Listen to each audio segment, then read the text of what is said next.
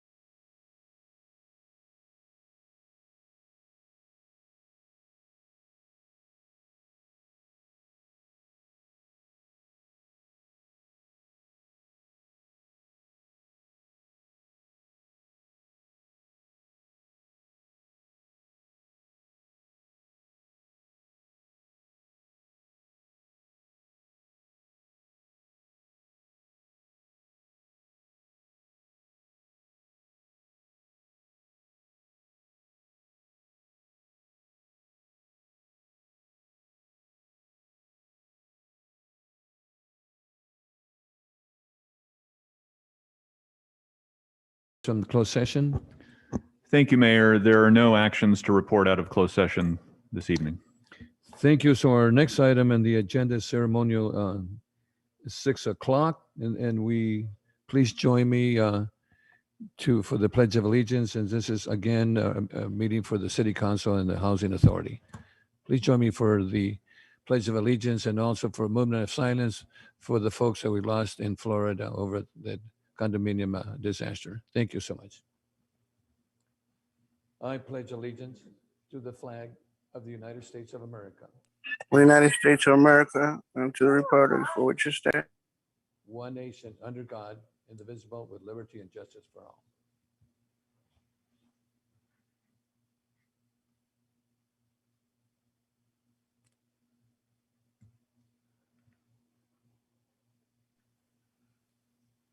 Thank you.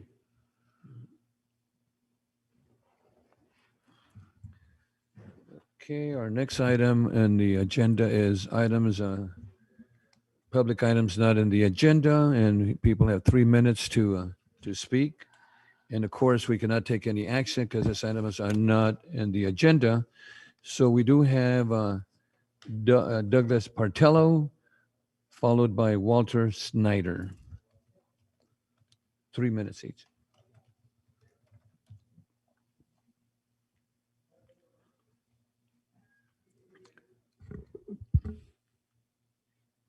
Mr. Partello, you may Hi, unmute. can you hear me? Oh, yes, sir, we can. You have 3 minutes to speak.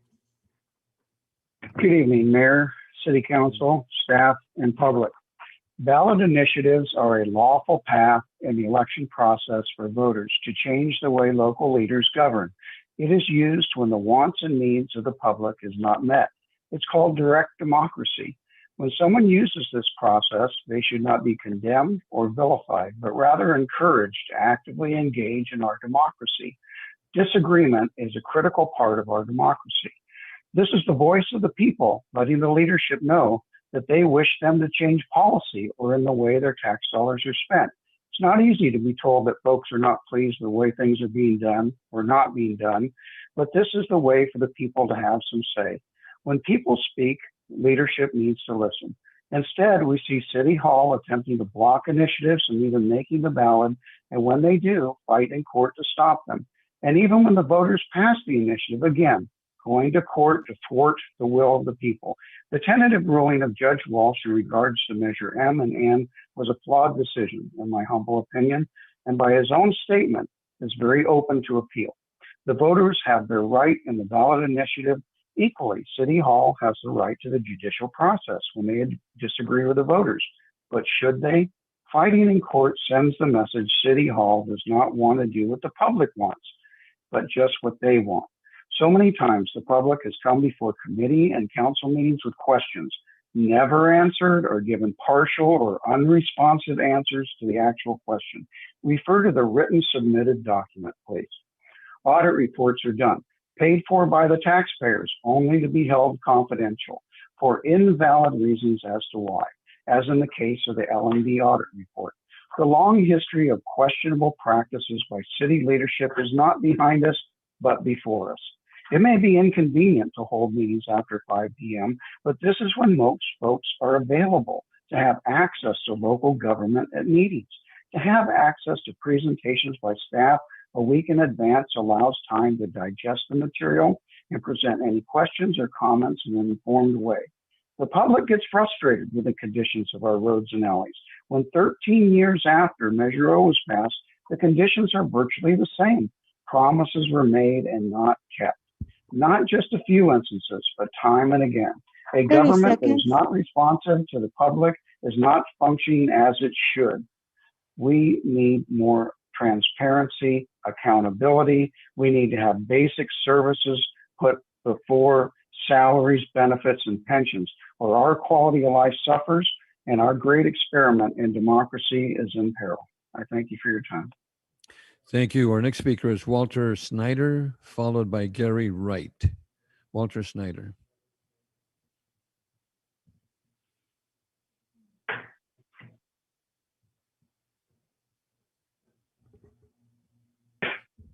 Mayor, Walter Snyder is not available.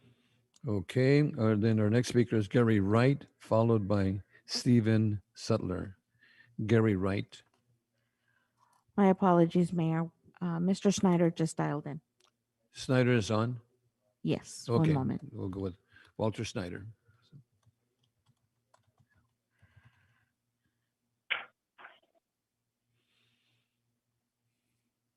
Walter, you got 3 minutes. Mhm.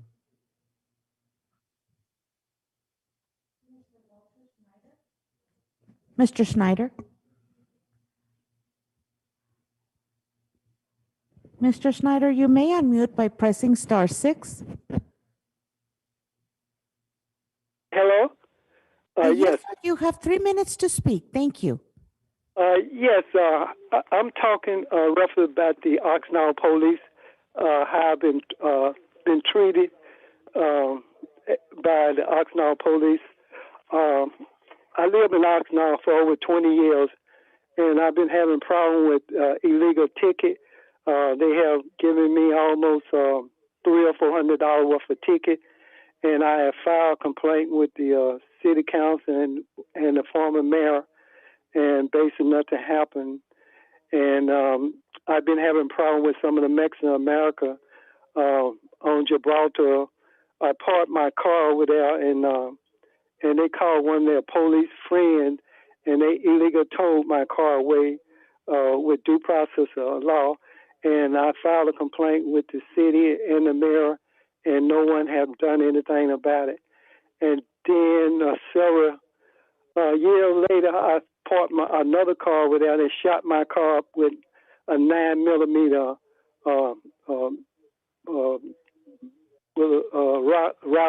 with a gun. And basically, then I filed a complaint with the police. Basically, they did nothing about these items. And this year, on my birthday, I was driving, finna go out and get something to eat. And then some Mexican American hit me, and somebody shot at my car and totaled my car. And then the police came out, and he couldn't even write down the right license plate. He couldn't even put the right car down. And they refused to give me the body cam and all the other information. And I'm just letting you know that they're mistreating me, and they believe that they are untouchable. So I'm serving notice on them. I'm asking the city council. I'm going to send a certified letter to the city council, and also the mayor. I have contacted the FBI, and they told me to send a certified letter. And if the matter is not resolved, they told me what I need to do. And they just told me to keep cool, and they know I'm under stress, and a lot of things been going on. On my birthday, I was in the hospital. 40 seconds. I went to the hospital, and then the guy brought the body camera on. He didn't tell me he had a body camera on, and it changed the tone when he come in there.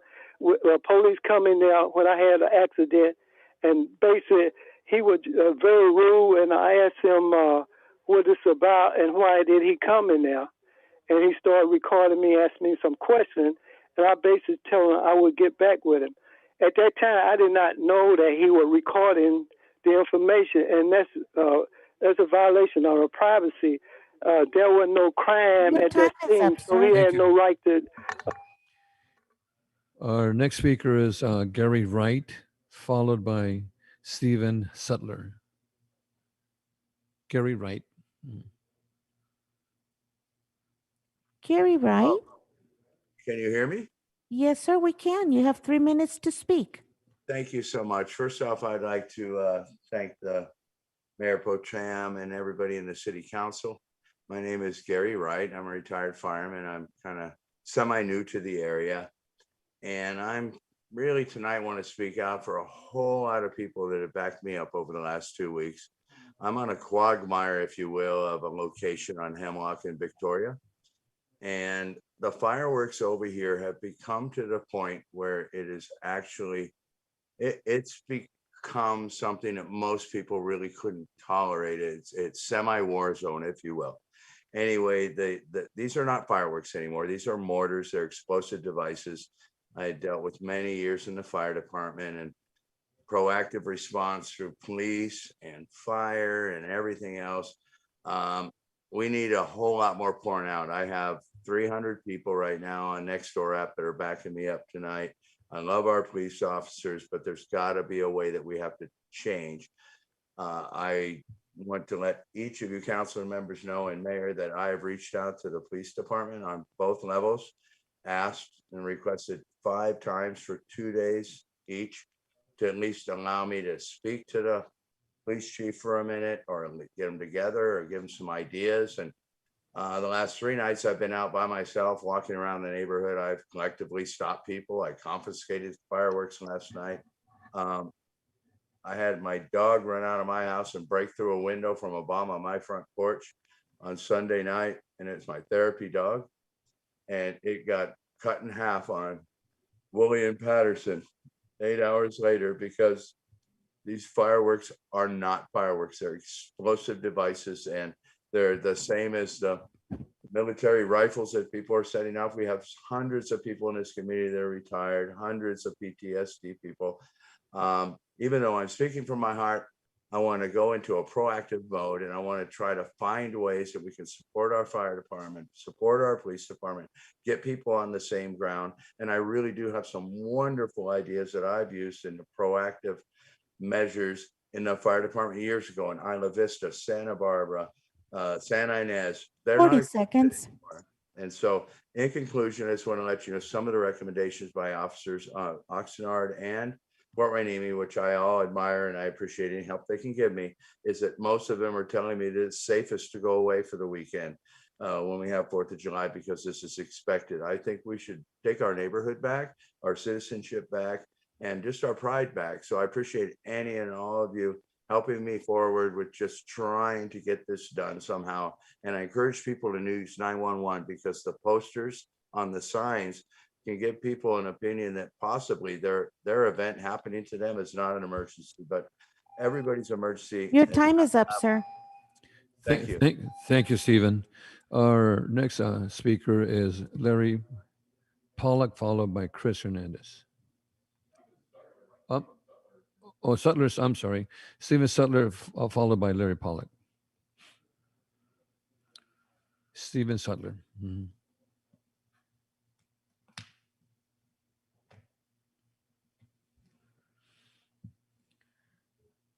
Mayor, Stephen Sutler's is not available at this time. Okay. Larry Pollock, followed by Chris Hernandez.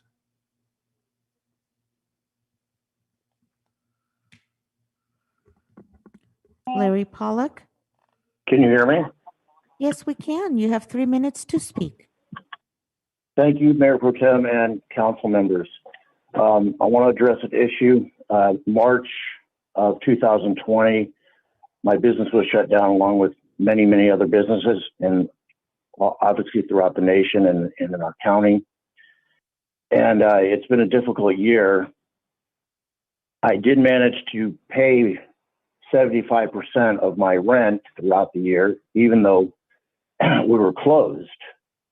Well, pretty much most of the time. We recently were allowed to reopen, and we started to try to rebuild. And this rent moratorium was coming to an end actually at the end of this month. And I was served a 3-day notice by my landlord, which put me under a lot of stress. He's demanding full back rent. Now, I realize the rent moratorium has just been extended to the end of September, but that's going to come pretty quickly. And I think the business owners and the landlords need some clear guidance from the city as to how we're supposed to proceed during these times. I mean, I'm willing to follow the rules, but they seem very speculative. Ventura has its own rules. LA has its own rules. I know there are some rules for Oxnard, but they're not clear. I don't know if the landlords fully understand them. I was able to speak to the city attorney yesterday, and he clarified some things for me, which helped a great deal. But I think there needs to be more clarity as to who's responsible for what and what we're supposed to do going forward, because otherwise we're going to end up in a big mess. And if businesses shut down, people are going to lose jobs, and it's just not looking good. Thank you for your time. I hope you take this seriously, because it's putting a lot of stress on business owners, landlords, and everybody in the community. That's all I have to say. Thank you. Thank you. Okay, is it Larry Pollock? Yeah, I'm finished. Thank you. Thank you, Larry. Thank you very Okay, much. thank you. Chris Hernandez, followed by Alicia Purcell. Chris Hernandez. Hello? Mhm. Yes, Mr. Hernandez, you have 3 minutes to speak. Thank you. Thank you. Mhm. Good evening, City Manager, Mayor, Mayor Pro Tem, and City Council. My name is Chris Hernandez, and I'm the Vice Chair of the Five Points Neighborhood Council. And I'd like to start by thanking the city for all the great work that has been going on. I want to thank those who continue to stay vocal and active towards bringing positive change in places such as the Five Points Gateway. I was starting to get a bit nervous there, because for a moment, the weeds off the one highway were about to start growing into trees. Just kidding. I understand this is just the start, but I hope that we can keep this momentum going until the end of the year and roll it over to the next, so that we can continue to uplift our city visually and spiritually. Speaking of visuals, I'd like to thank the Cultural Arts Commission and artist Celeste Byers for the beautiful mural at City Hall. I truly believe it uplifts anyone who walks or drives by. I would also like to mention that the Oxnard Rec has been doing an amazing job with putting together events this summer. And as we move forward and more people start getting comfortable with going out, I'd like for the city to think about how cooped up our citizens and youth have been feeling. I'd like to ask you to take into consideration the actions that have been taken by our youth this year negatively, the negative actions that have been going on, which brings me to say that they need outlets ASAP. Outlets and programs like boxing. Let's bring Oxnard back to its height. Let's provide facilities to those organizations and trainers in need. Lastly, I'd like to end by saying that the Five Points Neighborhood Council will be having an in-person meeting on July 23rd at the Royal Palms Mobile Park inside the clubhouse at 6 p.m. So thank you very much for your time, and shout out to Pat Brown. Thank you, Chris. Our next speaker is Alicia Purcell.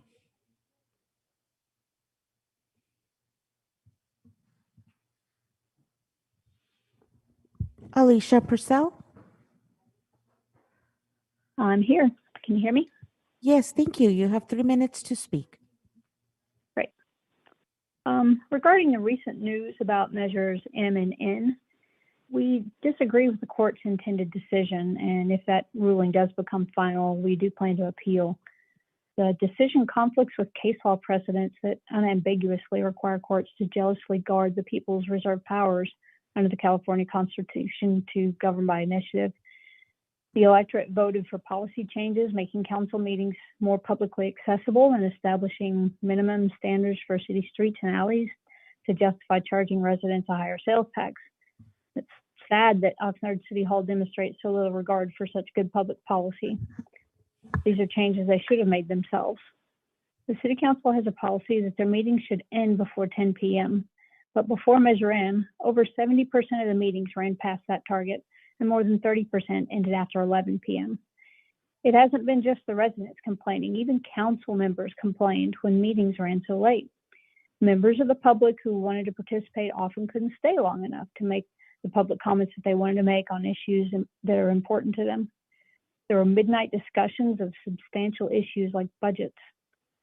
Measure M has done some wonderful things by ensuring that the public commenters have reasonable amount of time to speak, while simultaneously making the meetings on average more than an hour shorter. The city should not be proud of fighting this sort of reform. It's just as bad when the council conducts the public's business in the wee hours of the night as it is when they try to do it during the workday. Both tactics suppress public participation. Measure N alters the expiration date on a previously adopted tax measure, and somehow the court seems poised to say that it's not a tax measure. Existing case law expressly allows initiatives to set policy goals that involve additional expenditures, as Measure N does, and the higher courts have found those to be permissible policies, which can be done by initiative, not administrative micromanagement, as the court seems poised to rule. We're going to continue to do our part to preserve the public's initiative rights. We wish City Hall would just be good fiduciaries and that they could be trusted to do the right thing with their power. We wish we didn't have to use legal actions to try to achieve accountability and defend ourselves. 40 seconds. But even though we bring these problems to the attention of City Hall, they ignore us, and it leaves us no other recourse than to sort it out in court. I'd like to see that change, but I'm not seeing signs that it will. Thank you. Okay, thank you. Our next item is item G. This is a report of the city manager. And also the number one in that is city manager department. Its subject is COVID-19 update, ratification of Director of Emergency Service order. And the recommendation is that the city council, one, receive and file an update from the Director of Emergency Services on COVID-19 local emergency. And number two, adopt a resolution ratifying an order issued by the Director in response to COVID-19 local emergency, rescinding subsection E through G of prior Director Orders 20-02, which suspends the penalties of late renewals of applications for businesses and tax certificates, termination of utility services for non-payment penalties for late utility services payments, and the retirement of the director who holds a valid, and the requirements that a contractor hold a valid city business certificate as prerequisites for issuance of a building permit. Mr. City Manager. Thank you, Mr. Mayor. I'm going to handle items 1, and then I'm going to ask the city attorney to discuss item 2, and then I'm going to introduce the other item 2, which really should be separate. The fireworks item, I'm going to call on the police department for that. But I'm going to actually start with a quick response to a couple of our public comments just now regarding the ballot initiatives. And I just want to say, it's all nice to use the words of democracy, but you also have to actually mean it, and you have to exercise it properly. Ballot initiatives absolutely have a place in our process, but they also have to be utilized properly, and they also need to be legal.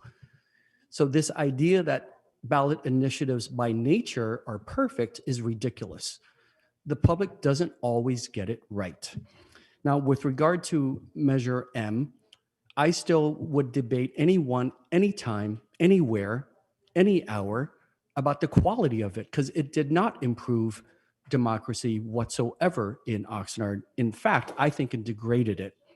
And then discussing about the hours and the lateness, you can go back and forth on that. But this is not a small city. It's not the biggest city in California, but I believe we're around 19th or 20th in size. We have a lot of business to process, so there's a lot of content. So if you don't allow any meetings to begin before 5 p.m., then I guarantee you meetings are going to run late into the night.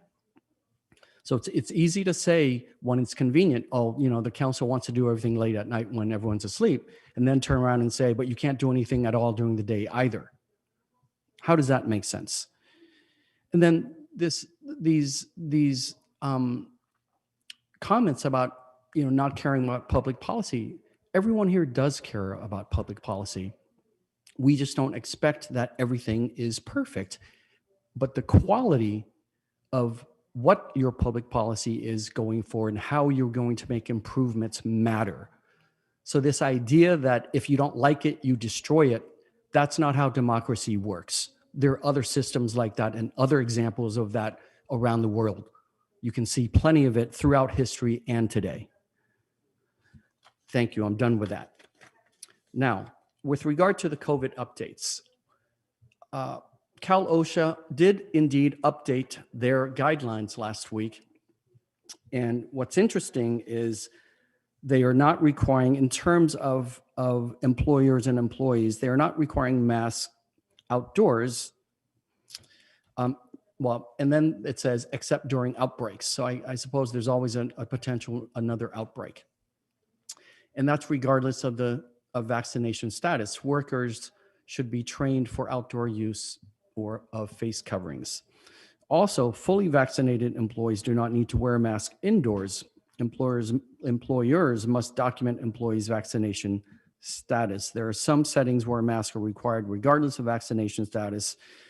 Again, in outbreaks, all employees must wear a mask indoors and outdoors when 6 feet of physical distance cannot be maintained. And also, employers must provide unvaccinated employees with certified respirator masks for voluntary use when they're working indoors or in vehicles with other fellow staff members. What's interesting is I heard on the news this morning that LA County also made another update for their policies, and they're requiring that masks be worn when people are in public spaces. So as everything throughout this pandemic, it continues to evolve. Here in Oxnard, we're continuing to require masks in our indoor public facilities. So if you're a member of the public and you want to conduct business in a city facility, we ask you to wear a mask. And if you don't have one, we will be happy to provide one for you. Vaccinations also continue. We are still urging people who've yet to be vaccinated to do so, please. There remains 4 locations in Oxnard. There's the North Oxnard Public Health Clinic at 2240 East Gonzales Road. They're open Monday through Friday, 10:30 to 4:30, as well as on Thursdays, they're open a little bit later until 6:30. South Oxnard and South on C Street at 2500 South C Street. The clinic there is continuing to be open Monday through Friday, 10:30 to 4:30. Off of Rose Avenue, the Babies R Us site, open Thursday and Friday, 10:30 to 6:30 p.m. and also open on Saturday, 8:30 to 4:30 p.m. And finally, Oxnard College is open Sunday through Tuesday, 9 a.m. to 6 p.m. and Thursday through Saturday, 9 a.m. to 6 p.m. So it looks like not open on Wednesday. The mobile vaccination clinics, this is what the county has been continuing with in different neighborhoods throughout the county. As of this week, there's one more here in Oxnard. It's actually going to be tomorrow at the Mary Star of the Sea Church. That's at 463 West Pleasant Valley Road, and will be open from 11 to 6 p.m. tomorrow. And they will be servicing folks, providing vaccines for everyone 12 years and older. Next, we talked about this a while ago and how the time flies. Here we are. So we are gearing up in our partnership with Amazon. They are looking to begin their operations later this fall. Later this summer, they will open up for applications to the world.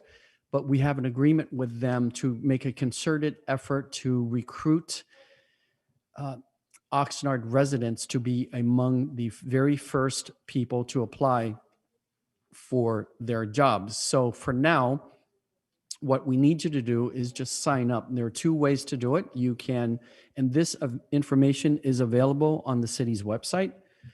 You can, if you know how to do this with the scan with the QR code there, and that'll get you the information, or you can do it the old-fashioned way, which is sign up at this web link.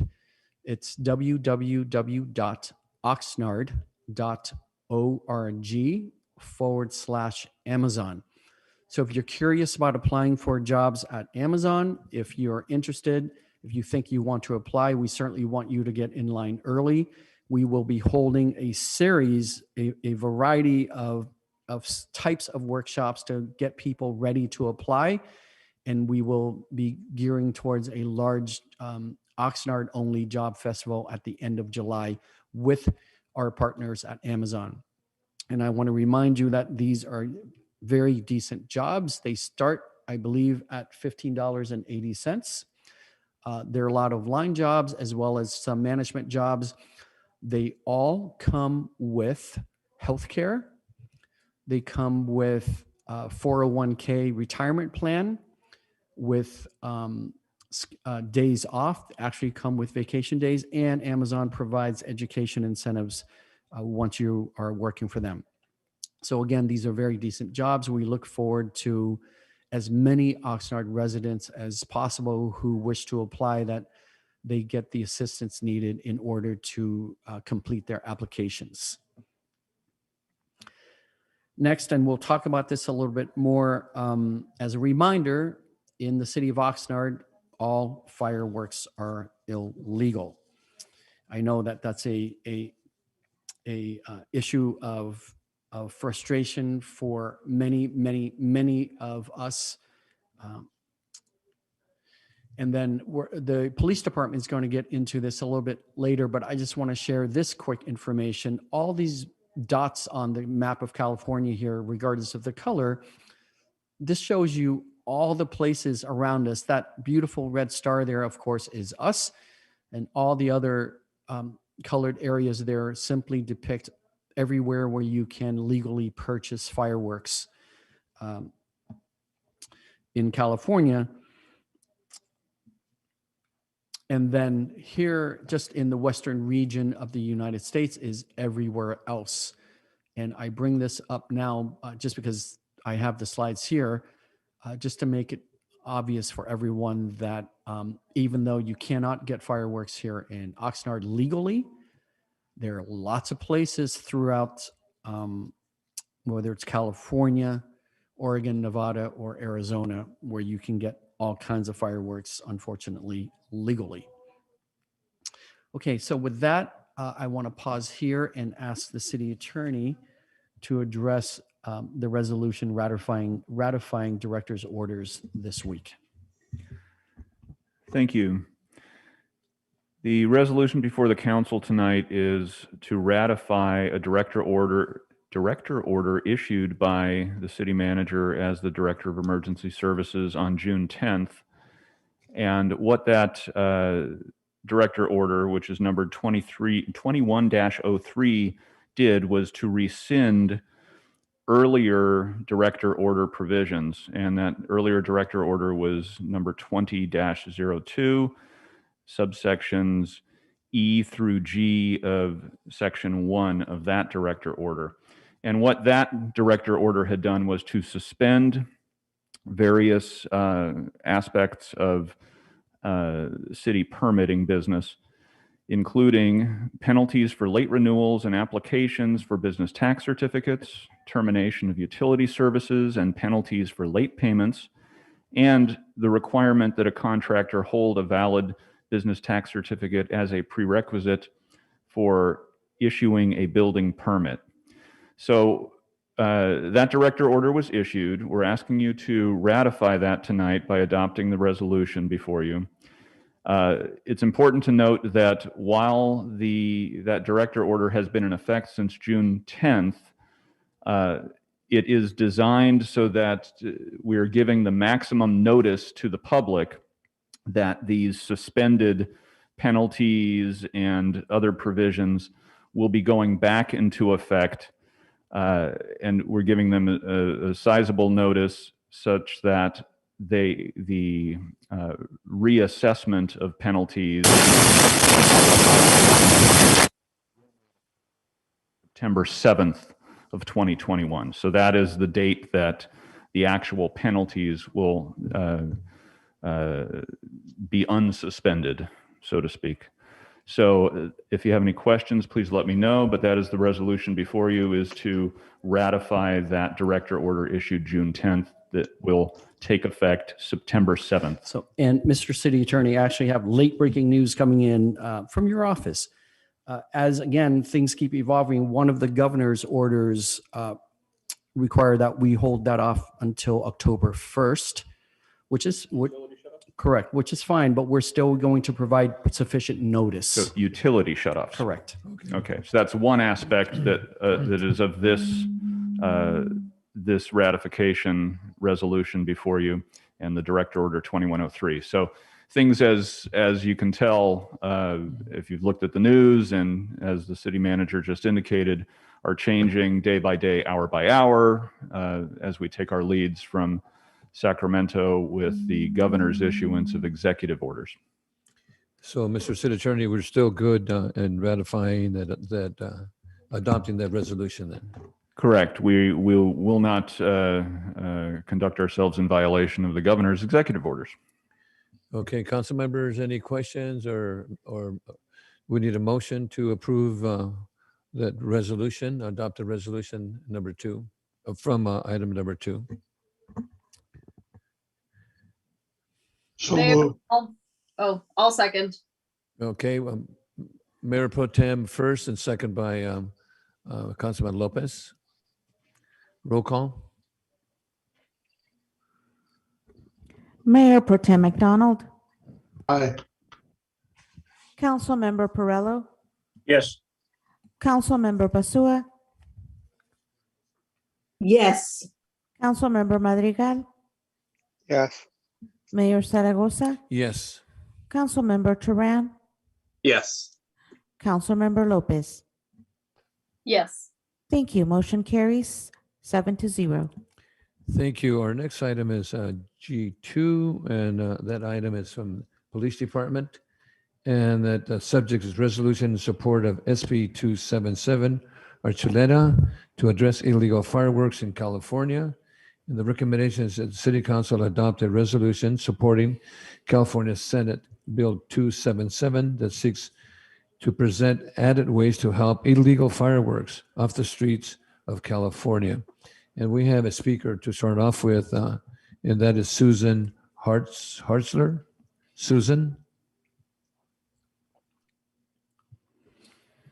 Susan Hartzler, you may unmute by pressing *6. Am I? Okay. This Yes. is Susan Hartzler, and I would like to talk about the fireworks. I don't know if you guys realize this is a year-round problem here. It's unrelenting. It's every night. I'm a dog owner and I have 2 canines. Both are therapy dogs who visit children of our city. And I personally have to witness the serious distress that fireworks can cause practically on a daily basis. It can happen in the middle of the night. Then I'm up for 3 hours trying to calm my dogs down. This is simply animal abuse. I'm calling you, and I don't buy that they can buy fireworks around us. Oh, they can buy and set them off in Ojai too, but somehow Ojai doesn't have fireworks going on every single night. It's too much. I'm calling for an urgent review of fireworks regulations to further restrict their use, and that'll stop. That will prevent the needless animal suffering. There's about 40% of dogs who are fearful of loud noises, and that means tens of thousands of animals that live out here are living in misery. I've heard of cats that can't stand it. Since I moved here 10 years ago, the problem has been getting worse and worse. And last year, at the 4th of July, it looked like a war zone with smoke permeating our clean beach. And we're not talking just on 4th of July. We're talking every single night. This has to stop. I personally call the police for help, but I'm told there's nothing they can do unless I see someone in the process of lighting them up. So let's do more prevention. There's a sign up about fireworks causing fires. Do you think these people that let off fireworks without not thinking about neighbors or people with PTSD or animals, you think they care about the fact that it could light a fire? They could blow their fingers off and they still do it. You need to talk about prevention. You need to talk about the fact that they'll get arrested. You need to get this word out, and you need to get it out, not just 4th of July. This is an ongoing problem. There's also, Oxnard has an article about sound regulations, and it goes like this. A, the City Council hereby adopts this article in order to protect classes of land use from excessive sound because the City Council has determined that such excessive sound is detrimental to the public health, safety, and welfare. And B is the city council also adopts this article in order to implement the noise standards established by the state for community noise exposure and to establish land uses compatible with various sound levels. You guys have it. You know, we don't have to live this way. It's ridiculous. It's every single night. Sometimes it's in the middle of the day. I mean, it happens literally on an ongoing basis, and it didn't just start this month. It started in January. Thank you, Susan. Okay, Thank you, Mr. Mayor. Okay. And the chiefs have asked me to share a quick video, and then they will engage in discussion with the council right after. thank you.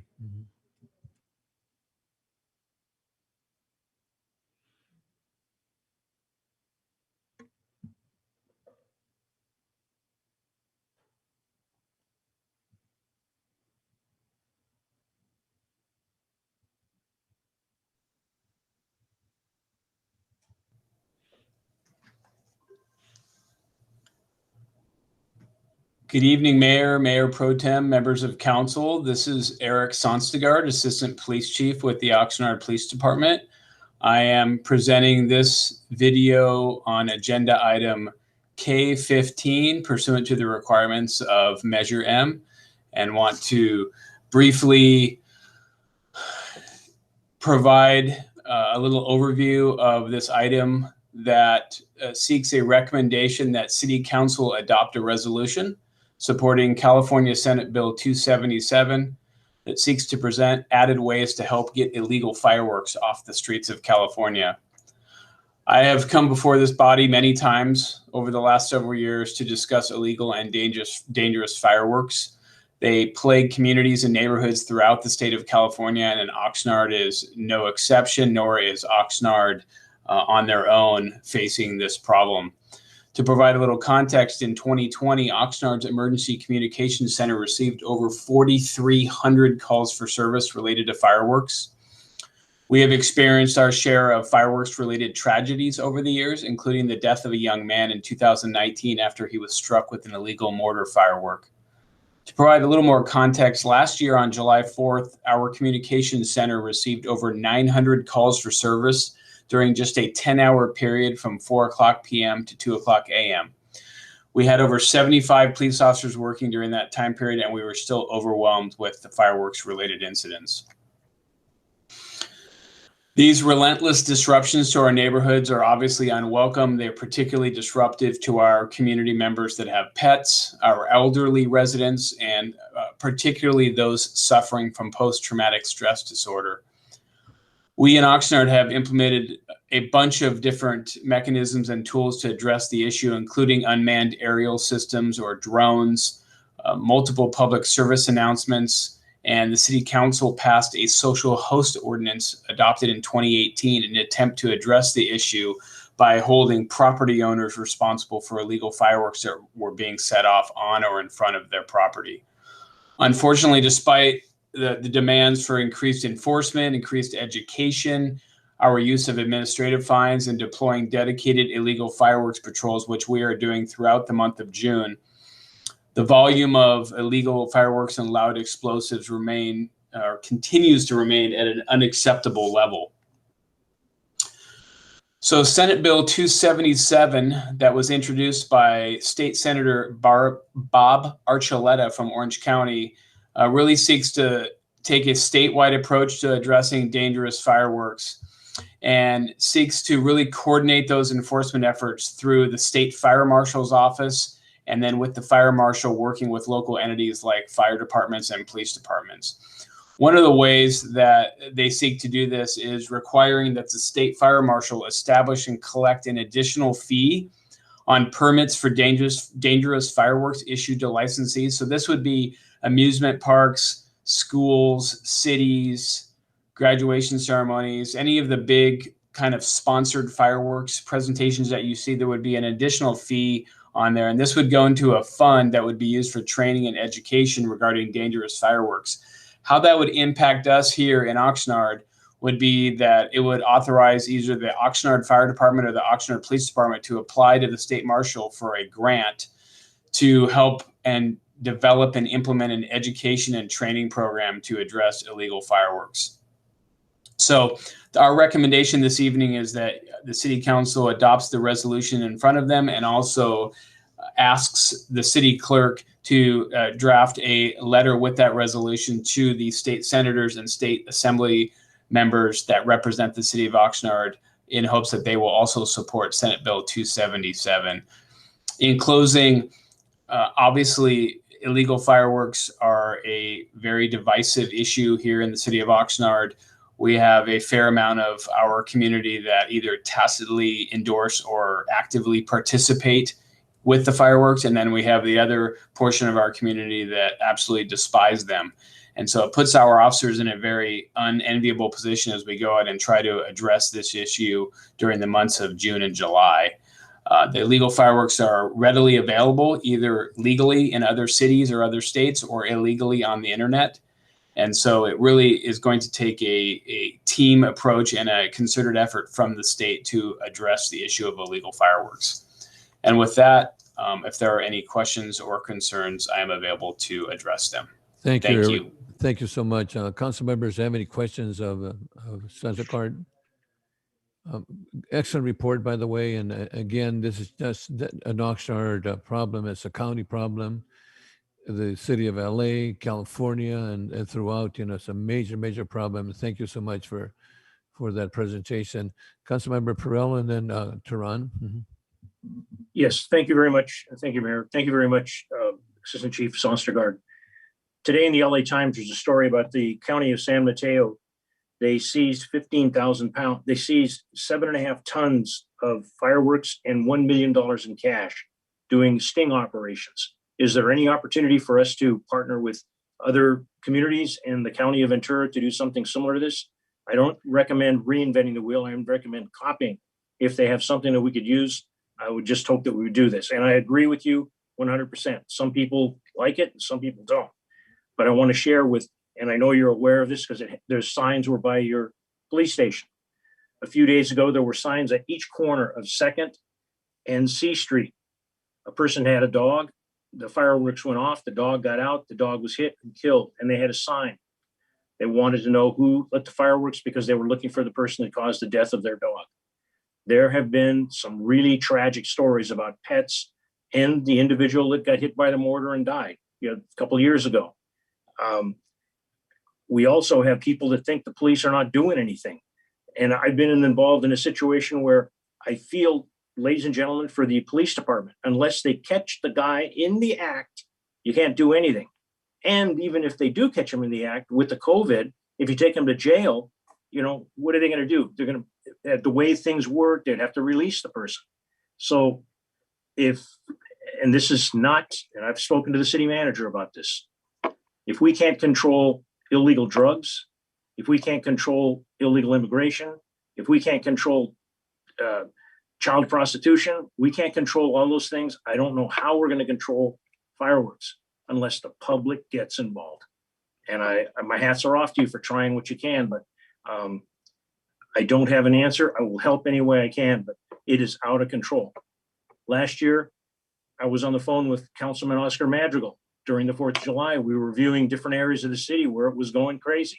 And I was telling him I was in an area where you couldn't even see the street. There was so much smoke going off because of the fireworks. They had the entire street. You couldn't see down the street. And there was an opportunity where I went to a neighborhood on the beach, the dunes, and I told them they were going nuts with fireworks. I said, it's $1,000 fine. And the guys pointed Roman candles at me. I left. There's an attitude that anything goes. And that's a wrong attitude for this community. And it's hurting a lot of people. Thank you very much for the work you're doing, police department. Chief, before we go to Tehran, I think we emphasize this $250 fine and up to $1,000 fine per incident, which I think the people should know that. And my understanding is that if a particular home is allowing it, that also they get fined. Is that correct? Yeah, that is true, Mr. Mayor. And I'll address Mr. Councilmember Perrell's comments real briefly, and then I know Chief Benitez wants to make a couple comments before we hear from Councilmember Tehran. Mm-hmm. So Councilmember Perrella, I saw that same article about San Mateo, very impressive, very exhaustive and lengthy investigation. We actually do conduct those at a much smaller scale. I know of 3 in the last 2 weeks where we basically do undercover buys off of Craigslist and the internet, and we set up a buy, and we confiscate all the fireworks that we get, and the people get tickets. So we do that at a smaller scale, not 15,000 pounds. That's pretty impressive, but that's actually one of the more effective ways to use our resources, is to try to combat the people that are illegally selling them on the internet. I'm going to pass it over to Chief Benitez. I think he had a couple of comments he wanted to make as well. Thank you, Chief. Thank you. Assistant Chief Sonstagard covered a lot of what I was actually going to say. I think we're thinking the same things here, but the case that you see in San Mateo it would be typically considered to be an outlier. It's very, very fortunate that they came across this large quantity. I don't think it would be typical to find such large caches like in this area, but again, very resource intensive to produce. There was the problem here has largely to do with not just the sheer volume of the activity, the randomness of the activity, the legal requirements for us to enforce, and the resource limitations. Even when we have 75 officers working one night, they have to essentially be in the right place at the right time. And then couple that with, as you had mentioned, the people that we're dealing with now are very emotional about the fireworks that actually have them. And we've actually had large scale groups become very hostile and aggressive with officers. And at the end of the day, are we going to get an officer injured, or are we going to end up getting in a critical incident dealing with fireworks? We have to measure that consideration, the danger level that we're actually dealing with now. One comment made by the speaker, I believe is from Silver Strand, mentioned Ojai versus Oxnard. Well, Oxnard is the 19th largest city in the state compared to a city with 8,000 people. There's obviously very different levels of firework activity that take place. Last year, we believe, was an outlier year in terms of the fireworks activity. There were a lot of things going on in terms of a pandemic, people that were stuck at home, fireworks shows canceled across the county, if not the state, plus some maybe some cash flowing around too with stimulus money that people were spending on fireworks.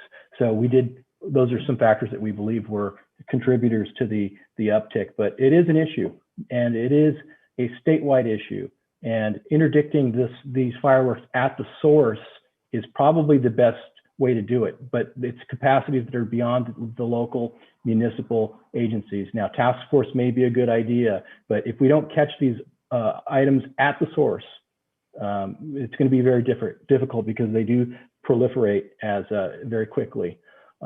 We'll be out there this year again. We'll be out there writing more citations. We wrote 93 citations last season, and I will tell everyone, including the public, that we at Oxnard, we do more to address fireworks before the holiday and up until the holiday than any agency in the area, and we'll still continue to do our best effort. Thank you. Thank you, Chief. Councilmember Tehran. Thank you, Mayor. Thank you to Assistant Chief Sonstagard for the presentation. I wasn't expecting to see one, and I really appreciate it. It added more context to what was in the staff report, but also I hope that the public can appreciate being able to see that information during a public meeting, and will go in the public record and archived as being presented so they can review it and see that it was given live.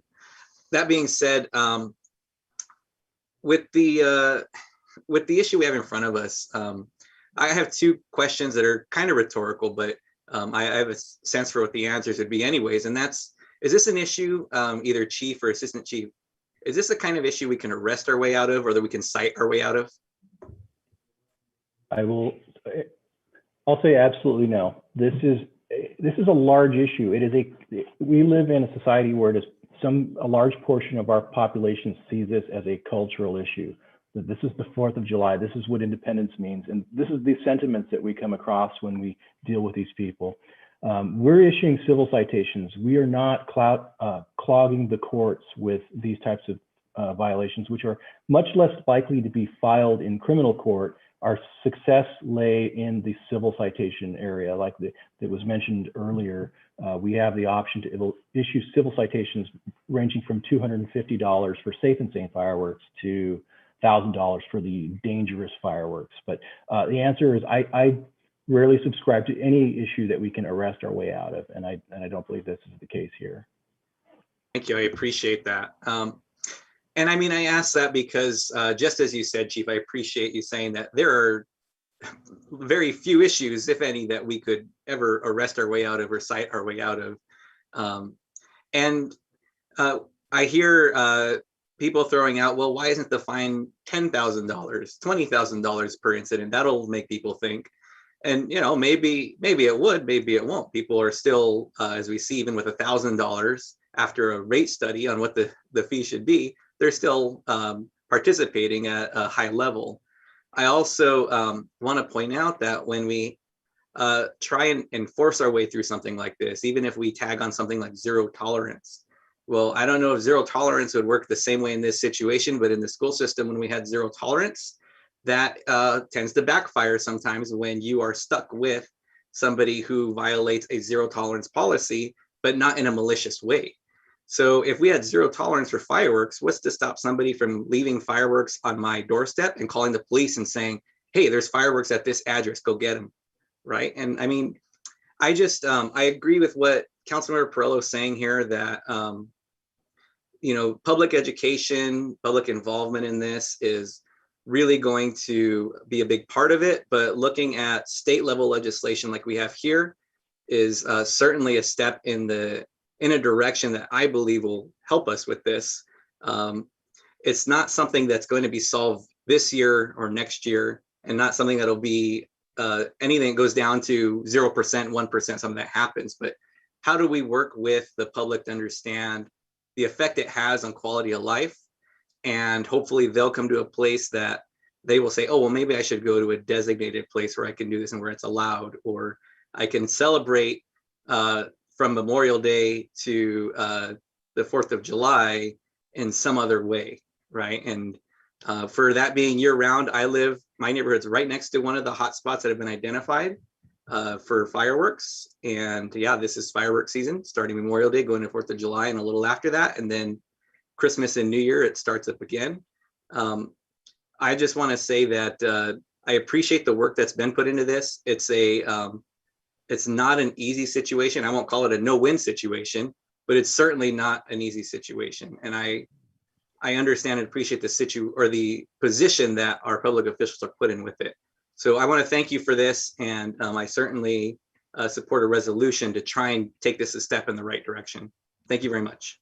So, Chief, you know, again, the people need to know, or we need to convey this, a $250 fine, a $1,000 fine. And also the folks that are allowing fireworks in their homes can also be fined. Yes, absolutely. Yeah. Go Yeah, ahead. Mr. Mayor, I wanted to just add also one of the things, in addition to the utilization of our drones, and we're going to have several drone teams up this weekend, and that really helps us with that host ordinance that you're referring to. We can put drones up in some of the areas where the fireworks are the most intense. And if we see fireworks coming from a backyard or a front yard, we'll just mail them a citation, and they'll get that ticket. The other thing I wanted to just emphasize too is this year we really ramped up our partnership with the Oxnard Fire Department, and we actually have Oxnard firefighters out with us on our enforcement details. And so the firefighters and the police officers are working together. Some of the firefighters work as spotters, and if they see the illegal fireworks, then they are able to call in the police officers. So that's something that we added this year that's been very helpful. Thank you. Thank you so much for Mr. City Manager. Any additional information?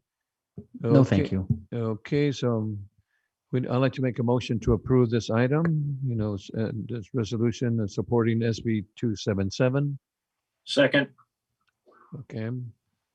Okay, I didn't see, who was the second? Perello. Perello. Okay, first by Zaragoza, second by Councilman Perello. Roll call.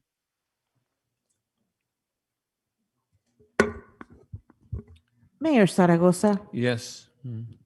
Mayor Pro Tem McDonald, Yes. Councilmember Perello, Yes. Councilmember Lopez, Yes. Councilmember Madrigal, Aye. Councilmember Basua, Aye. Councilmember Turan. Yes. Thank you. Motion passes 7-0. Thank you, Chief. Jason and Eric, thank you. Okay, our next item is City Council.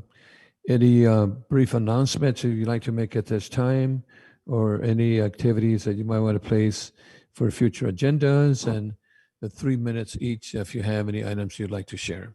Thank you. Okay, we have Councilwoman Lopez, followed by Councilmember Turan. Thank you, Mayor, and really appreciate the presentation and the work that our police department is doing to address the fireworks concerns. I think every corner of our city, unfortunately, is definitely feeling that that impact. We're all hearing them. I mean, we're all startled by it on a daily basis. So I appreciate the work that our police department is doing, especially with the coming weekend, what will come of it. So really appreciate all our officers. So generally, I just wanted to provide a really quick update and brief announcement for anyone who has been watching the progress of our state budget going through the process this year. Yesterday, the state legislature voted on some changes in the state budget. And one of those included in the state budget, which I'm really excited about, especially coming from our state senator, Monique Limon, who advocated and pushed for the inclusion of $5 million that will go towards the aquatic center in Oxnard. So I want to share the great news, very excited, and really appreciate the work of our council. Fantastic. To set that as a priority for the city, but also the representation of our state senator in the legislature. So I just wanted to share that. Councilman Lopez, did you see Alex right here? He almost fainted. No, and Terrell's here and he's dancing in the aisle, even though there's no music. That's amazing, amazing news. Very, very wow. good news. That is very good. Thank you so much. So thank you, everyone. Just wanted to share that exciting news. Thank you. Thank you. Councilmember Turan, followed by Madrigal. Thank you, Mayor. And wow, thank you, Councilmember Lopez. That's amazing information. And I'd like to send my thanks to Senator Limon on that. That's really great to hear. Thank you. I just wanted to take a quick moment to recognize and thank the residents of the River Park neighborhood. I attended their River Park Neighborhood Council meeting that they recently had just a couple weeks ago. And it was a very productive discussion. I want to thank the beat officer, and I'd like to thank, Miss Winch, Kim Winch from Oxnard Fire for coming out as well. And it was just a really good meeting with good discussion. And I want to thank the residents as well who came out to get the information and be able to engage with their neighborhood and their city. And then also thank you to Mr. Howlett from Public Works, who was there as well to present.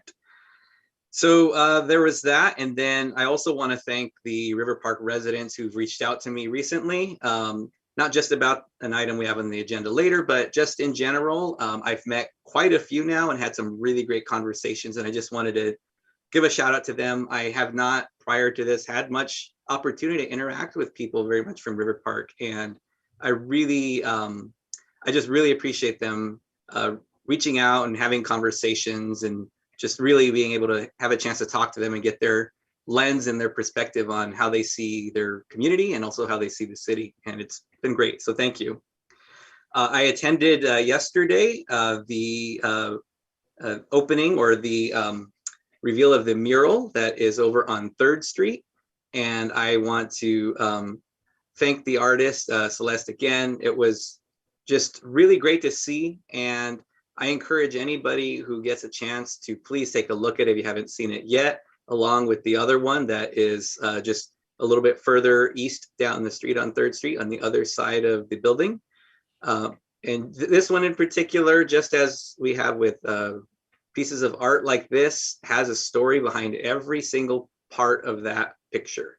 There was a story behind everything and a reason behind everything. And it was just beautiful to hear. And I think truly is a great representation of the history of Oxnard and what many of us and our families have gone through and experienced to lead us to where we are here today. So thank you again, and thanks to the residents that came out for that.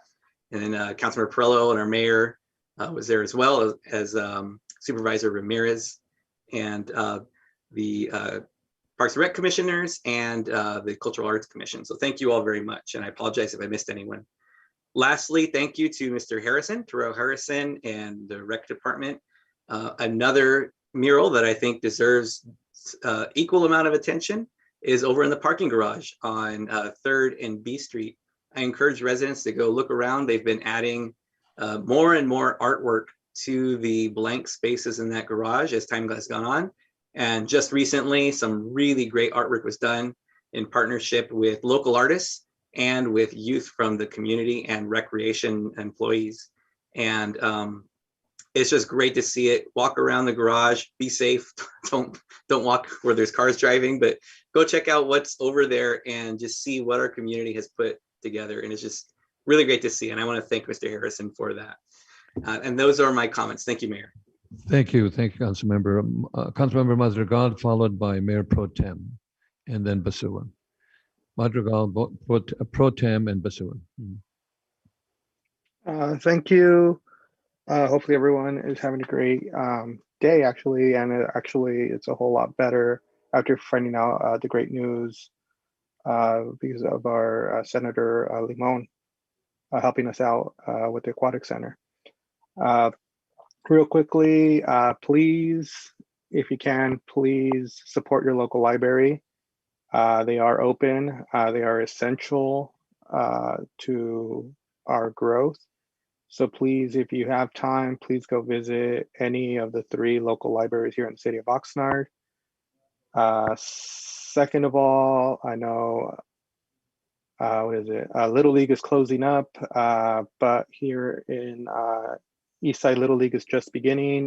There have been some issues. I have talked about some of those, but I want to thank Mr. Terrell Harrison for helping out with a restroom situation from last weekend. So thank you, Mr. Harrison, for all that you do, even on a Saturday. So thank you. Continuing, speaking of which, there have been issues over the years that have come up, and unfortunately, due to money constraints, have never been addressed, or were not able to be addressed. And now I think is the time to deal with some of those issues. One of which is lighting at the parks. I know that for years we've approved, but the lighting still isn't at some of those parks. Specifically, I know we approved lighting for Colonial Park. It's still very, very dark at night. Thompson Park, same thing. So hopefully, now that things are looking better financially, we can pay attention to some of the lighting issues that we have at some of our local parks. LED lights similar to what is at Eastwood Park would be great. And I think that's what was promised and never gotten. Also, we've had issues, everything's opening up. And I think now that, once we open up to the public fully, we're going to get some of those issues that were never being able to be addressed. Some of those issues concern curbside, or actually residents being able to get their curb cuts. I know that's a long-stemming issue, and I know it's been put on the back burner simply because of lack of funding, so on and so forth. We were dealing with other things, but now that things are looking up, I hope that, we would take a look at something like that as well as a council, because it does not just affect one area, it affects it pretty much certain sections of every single district in this city. Other than that, that's it. So thank you very much. Thank you, Councilman. Mayor Pro Tem McDonald, followed by Councilwoman Basua. Thank you, Mr. Mayor. I will put on my transportation hat and say that this Friday is Ventura County Transportation Commission. Next Wednesday is Gold Coast Transit District. and we were starting to see a big increase in ridership in both areas, including LoSan, the Regional Rail Authority for Amtrak. People are starting to get back out. In fact, interestingly enough, Metrolink started doing Saturday service from Moore Park into Los Angeles. And although I don't sit on the Metrolink board, I have other people that I work with at BCTC that do. And they were making a comment about the majority of the people at the Moore Park station to go into LA were from the city of Oxnard. So of course, my thinking is, well, if they're all from Oxnard, why aren't we starting Metrolink in Oxnard and going to Los Angeles and making it more convenient to get people back into public transportation? So we are starting to see a resurgence. I'm excited about it. I think it's good to get people out of cars and in alternative modes of transportation. And also just a quick comment about the previous item we talked about. I know police and fire are doing an incredible job trying to work with fireworks, but also there are other groups out there, which is my understanding, including Public Works. My understanding is code compliance has been out on weekends doing enhanced enforcement, eyes and ears. And so I would hope that all city employees, if they see something, they say something and let the appropriate bodies know of what's going on. It's important that we all communicate among each other. So thank you, Mr. Mayor. Thank you. Councilman Basua, followed by Councilmember Perrella. Thank you, Mayor. I also want to take the opportunity to thank Councilmember Lopez for the great news, and Senator Limon really sent my thanks out to her for her support of our city, specifically, particular South Oxnard.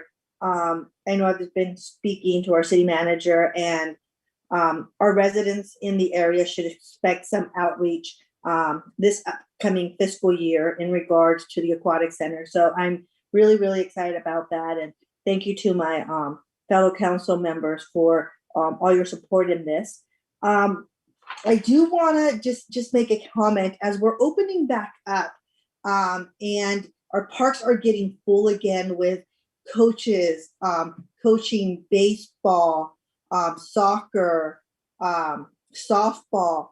There seems to be a growing amount of frustration among the coaches because they're all fighting for space, practice space. So just a message to all our coaches out there. Thank you for your volunteering with our youth, but please make sure that you try to keep your temper down. Everybody's kind of fighting for the same space for the parks. So I just want to make sure that I say that because I have experienced, at least in the past month or so, coaches, trying to get as much practice field as possible. And I know it's hard out there. So thank you very much. Thank you, Councilman Perrella. Thank you, Mayor. I would also like to thank our Oxnard City Council member Lopez and Senator Limon. This is very good news, a tremendous shot in the arm for the entire city of Oxnard, not just the south end. I mean, this is a big deal. Thank you very much. Please pass my thank you along. The Councilman Turan did attend the River Park Neighborhood Council. I had an opportunity to listen in. It was very well attended, very interesting conversation. I had an opportunity to attend the Dunes neighborhood. They reactivated and started up a neighborhood council. They took a vote. They created a neighborhood council. The city and the people that were involved in getting the thing together, I cannot go without thanking them personally. Mr. Jack Villa from the INCO, Martha Guillen from the city mayor's office, city manager's office, and Roger Portier from the park, serving on the Parks and Recreation. Oftentimes when people try to reactivate neighborhood councils, they face three very difficult tasks: getting the message out, getting a quorum to show up, and having people run for the position.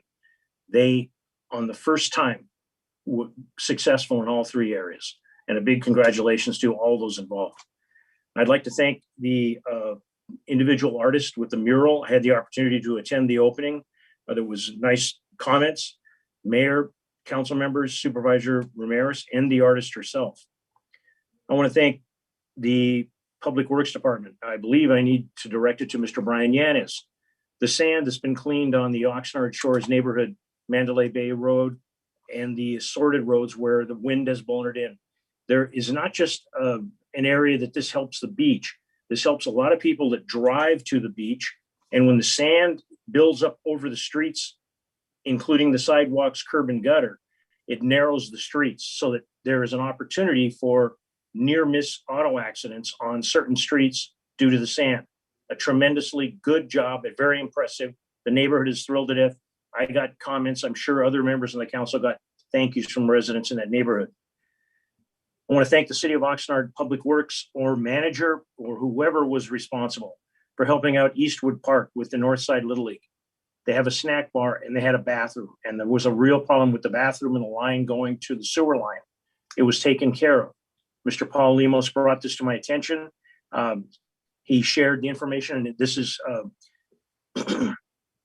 Turan's district. He shared it with the both of us. We both were involved in getting this thing addressed. I want to report back that they had a major tournament this past weekend, very successful. The people came from areas in Southern California, which were extremely hot.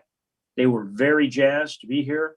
They took the opportunity to go to the beach. They enjoyed it, and they said they will be coming back. Thank you very much for that. The points that I would like to bring up, they may be a little bit touchy here, but I had an opportunity to talk to Supervisor Ramirez, and it has to do with the issues of the water pressure in the lines for the fire department's hydrants in certain areas. I've asked in the Public Works Committee to have this come back, and I'm looking forward to that. I think it might be wise to bring it to the full council instead of going through the Public Works Committee and then bring it to council. This is important. And along that line, with the tragedy that happened in Florida, with respect to whatever happened and the flat ass tragedy, we have the same situation with concrete and problems at the seawalls. But if there are any buildings that the city of Oxnard is responsible for and aware of specifically that could be sinking or tilting, we need to address this. We need to address it. And I would recommend that we put that before the entire council. Thank you very much. Thank you. Councilman Basua, do you have additional comments? I see No, I apologize. I will lower my hand. I see your little hand up there. Okay, thank you. I also like to share that this last weekend I had the honor to go over to the Port of Wainimi, and we actually gave out 40 wheelchairs to our disabled veterans. So I want to thank Manuel Gonzalez and Jess Ramirez, Vietnam veterans, and the Knights of Columbus and numerous other agencies that really helped give the 40 wheelchairs to our veterans over at the Port of Wainimi. Additionally, I was also went over to Vaughn's over on Roche Road. And I just want to thank Ventura County Food Share and also ABC 7 and also the Southern California Food Share folks for handing out food to our residents here in Oxnard. And it was on ABC 7 and also on Facebook Live. It was really, really great. Also today I had the opportunity, including Councilwoman Lopez, that we actually had a ribbon cutting for this mega power plant, electric power plant in El Rio off of Beatty Road on Vineyard, that potentially is going to help out, if we need it, over 80,000 residents and commercial residents if we need that power too. Additionally, I want to thank also Mr. Harrison. He was a star, I guess, this week, for that mural that the young lady Brian painted. It was just fantastic. And also I had the tour of the parking lot. I didn't realize how many murals we had out there. It was just phenomenal what our youth and our people have done here. And one mural that I saw done from a homeless individual that was just fascinating. Just the colors and they were just great. I really loved it. The other thing also, Councilwoman Lopez, thank Limon. I saw our city manager almost fell. Steve Fisher had to help him with this good news that we go for our aquatic center. This is fantastic news, and please thank Senator Limon for all the good wills they've done for our community. Thank you so much. Okay, that's all the items I have. Mr. City Manager, anything you want to say? Yeah. Yes. I'm sorry, Councilman Perello. Yes, if I can, Mayor, one comment. Yes, sir. I'm grateful that we have the battery and the event that you attended today I had the opportunity to listen to the Planning Commission and the new item that is going out on Pleasant Valley Road. And they talked about the roof being able to accommodate solar. I delved a little deeper into that and I find out that we are accommodating what the requirements of the city are. But with the heat waves, and some people don't believe it, I believe there is a climate change. I think that we should, as a council, take a position. We demand that new projects come in are solar. I've been requested, why didn't we demand the solar at the Amazon? A lot of questions. I think in the future, hopefully before the end of the year, we can get something together where something can come back to the city where we can consider what do we need to do to request and recommend for the residents, not just in our city, but statewide, that we can generate juice to lower the requirements for the grid. Thank you. And you know, that's extremely important. One of the things that Tesla had a lot to do with those batteries there too. And as Councilwoman Lopez, they give us a tour today, and just phenomenal what they can do, you know, nowadays. And that's the future. Electricity is the future too. So thank you for sharing that. But it was quite an event that we went to today, and we had a nice tour. And those units they have, they're going to be good for about 20 years with the potential of adding more power for the future. So anyway, thank you so much for that. And our next item then is a review of the information consent agenda items. And we have approximately, let me see, 5 speakers, and then also our city manager wants to pull K4. You want to go with K4 before the speakers? No, we can just do the discussion after. Thank you. Okay. So I have council members, before we go on this item, I would like to call the speakers, and this is going to be on J13, all 5 of them. So, and then we can go into the council members and see if they have any concerns with those 1 to 13 items. So we'll start out with on J13. The consent is Douglas Portello, followed by Walter Snyder. Douglas Portello? Yes, I just want to make sure, is that K13 or J13? J, like in John. J13. Okay, what item is that? J is the item for public comment on the consent agenda. Right. Mm-hmm. Okay, and I'm not sure what's under that. Yeah, I thought I signed up for K13, which is the IUF repayment. I'll have you down. I'll have you down for J13 if that's. You want to skip that? Go ahead. Go ahead and make your public comment on info consent items, K1 through K13. You have okay, great. Okay, sure, we'll do that. Okay. I just have, good evening, everyone, again. This one is on the initial repayment for IUF, and just a few quick questions. I was wondering on that, it said it wanted to stick with the $5 million for the repayment for the first year. And so if my math is correct, it's $36.5 million over 3 years. I was just curious, why not make equal payments over that 3 years? And then also I wanted to know if the city is planning to take out a judgment bond or some other bond to repay this. And if so, for how many years would they be planning to do this? And I also noticed on another agenda item, it was recommending $7 million a year on the repayment. So those two figures seem to be a little different, maybe a little clarification on that. And I just wanted to know, was the siphoning off of a little more than $7 million a year from the utility funds with the infrastructure user fees into the general fund, was that illegal? That's all I had. Thank you very much. Okay, our next speaker is Walter Snyder, followed by Pat Brown.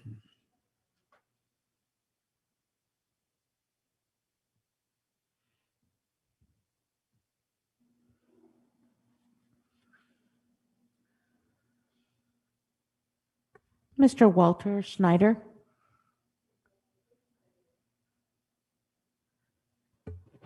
Mr. Snyder, you may unmute by pressing *6.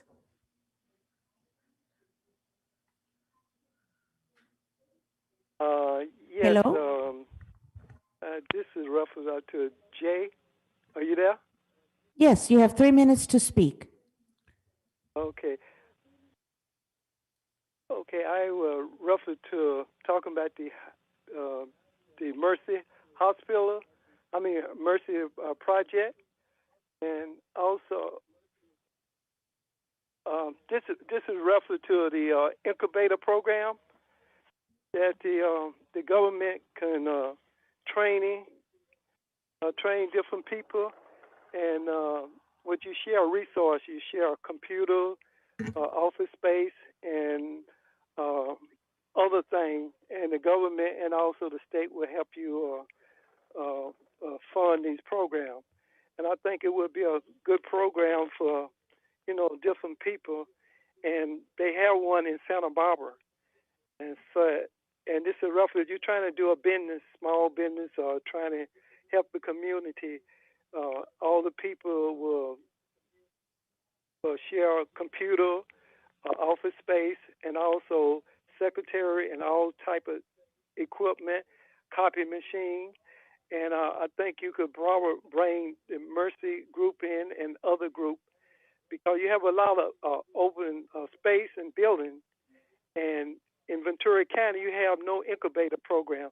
You may want to contact Santa Barbara, and they have an incubator program. And you could share a lot of stuff. Like a lot of small business don't have money to pay for space, computer, secretary, and other items.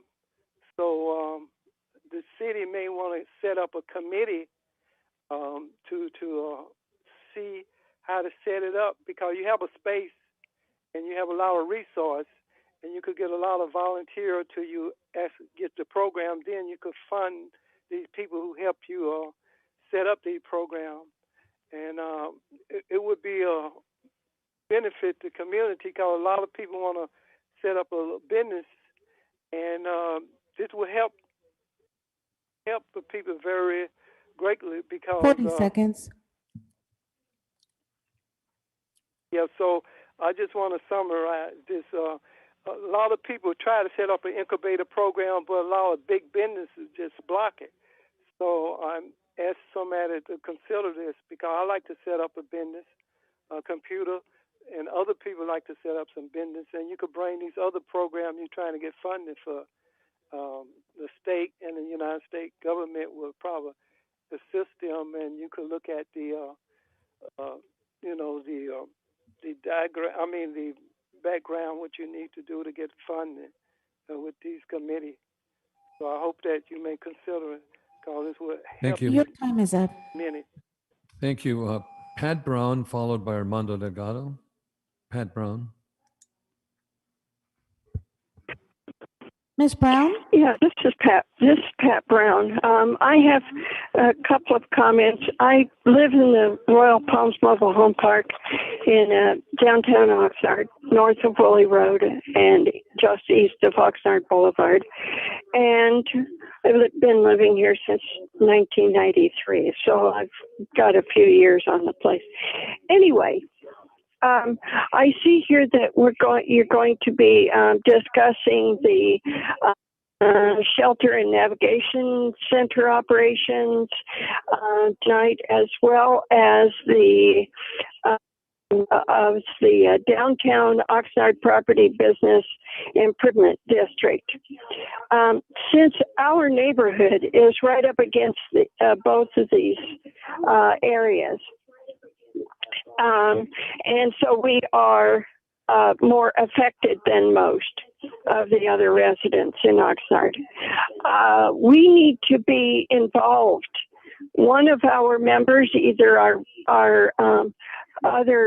chairs, either myself or my assistant, we need to be part of these meetings, and we also need to, at our meeting coming up in about 3 weeks, we need to find out what our residents in our neighborhood, how they are, if they are concerned about either of these, what their concerns are, and how we can adjust whatever doesn't work to make it work before we get much further along in the planning stages, so that we don't have to waste money on going back and changing something after it's already been planned. As well as maybe we can give a little better focus in some areas, because a lot of us have been here for a long time, as to what we think that would be most effective and most successful in these two different topics. So I just wanted you guys to know that, I mean, I call up a lot of times to get on, and either they won't call me, or the TV went off, and I have no way of knowing when they're going to get to me. So I don't bother to call in if it's going to be 3/4 of the way through the meeting before I get called. That doesn't work. So I don't have internet, and so I don't get anything on the computer. So, I mean, I write up stuff on the computer all the time, but I'm not involved with the internet at all. And frankly, I don't want to be either. But I would be available by telephone. Your time is City up. has. Thank you, Pat. Okay, our next speaker is Armando Delgado, followed by Chris Hernandez. Armando Delgado, followed by Chris Hernandez. Mr. Delgado, you have 3 minutes to speak. Thank you. Good evening, Honorable Mayor, council members, staff, and fellow residents. First, let me take a second to thank Council Member Turan and City Manager Nguyen for their good work with the CFD 5 River Park. I understand that report will come later tonight, but nevertheless, the carpenters who reside here, thank you. Thank you, Council Member Lopez, for the update on our aquatic center, and also City Manager Nguyen. I think we'll pass on the Amazon job offer and leave that for others. We had fun building it, so we're moving on. Okay, on to K5. Every one of us at one time or another have walked by someone who is experiencing homelessness and looked away. The problem of homelessness is so big and complicated, we don't know what to do or how to begin to help. So we just keep on walking, kick the can down the road, and keep throwing money at it, hoping someone else can do something about it. And so we feel like we did something about it, but we actually didn't. Before you here tonight is a recommendation to approve the Third Amendment to agreement with Mercy House for the current shelter and navigation center operations in the amount of $2.69 million, bringing the total cost to $5 million for a 30-month period, plus additional COVID-19 $700,000, just for $900K grant funds, $1.2 million of care funds, on and on and on. Here we go, throwing more money at it. I get it. We're buying more time while we build a new one while trying to keep the county at bay. We support your patience and diligence with the matter. The problem of homelessness in our communities isn't going away. Matter of fact, it's only getting worse. I continuously hear speakers comment about this facility, and we'd like to thank Mercy House for their efforts, but it's not ending homelessness. The message is heard and understood, but maybe, just maybe, we can start helping to prevent it. This will take everyone's effort, as well as courage, passion, and definitely a well thought out plan. And as carpenters, we understand that it involves helping individuals. So we need to promote transitional jobs, career ladder programs, and accredited apprenticeship programs. We need to promote pathways to place people in jobs that meet their interests, not just taking jobs that are available. Taking pride in what we do is how we keep doing what we do through our career. We need to promote successful engagement in construction industry, employers, and hiring formerly homeless people, and publicizing promising practices. So, Honorable Mayor and council members, tonight we ask that you use this opportunity to protect local tax dollars, support the community, and provide local employment for our residents by starting the conversation about a community workforce agreement that supports employment services. I understand this agenda item was about the current facility being operated, but it has a direct impact on the timing of the new proposed navigation center. A CWA needs to be discussed sooner than later. Thank you. Thank you, Renan. Our last speaker for this item is Chris Hernandez. Mayor, Mr. Hernandez is not available at this time. Okay, thank you. Then our next speaker is going to be our city manager, K4. Thank you. I'm going to actually have a quick response. Mr. Portillo asked about the IUF payment schedule. So very quickly, I will not be recommending to the city council that we take out a judgment bond. As a reminder, we had hoped and we had asked from the judge, I want to be clear about that, we never demanded. We asked from the judge to give us a longer payment schedule under the rules, under the law, where it's possible to have up to 10 years. We asked for 7, the judge came back with 3. Had the judge came back and said, you can't have any time, it all needs to be paid in one lump sum, then I probably would have recommended to the council that we take out a judgment bond to pay $36.5 million in one lump sum. Had the judge come back with a 2-year payment schedule, that would have been much more debated among the finance team and myself. But with 3 years, we believe that we're able to manage it without having to recommend to you a judgment bond. And very quickly, to keep in mind, when you take out any kind of a bond, you have to pay interest. And the CFO and I agree that for this particular issue, this is a mistake that was made in prior years. And if we can pay it off with money that we have on hand, we're better off than laying it in interest for future generations. I'm a big believer in taking out bonds for capital projects that benefit future generations. So going forward versus going backwards. Now, having said all that, I was also asked why we're not paying it in equal payments. We're paying it in the amounts that we can as fast as we can. So actually in the first year, we'll probably pay, by the end of this coming fiscal year, we should be paying off almost half of it. And then we have the next 2 fiscal years to pay off the balance.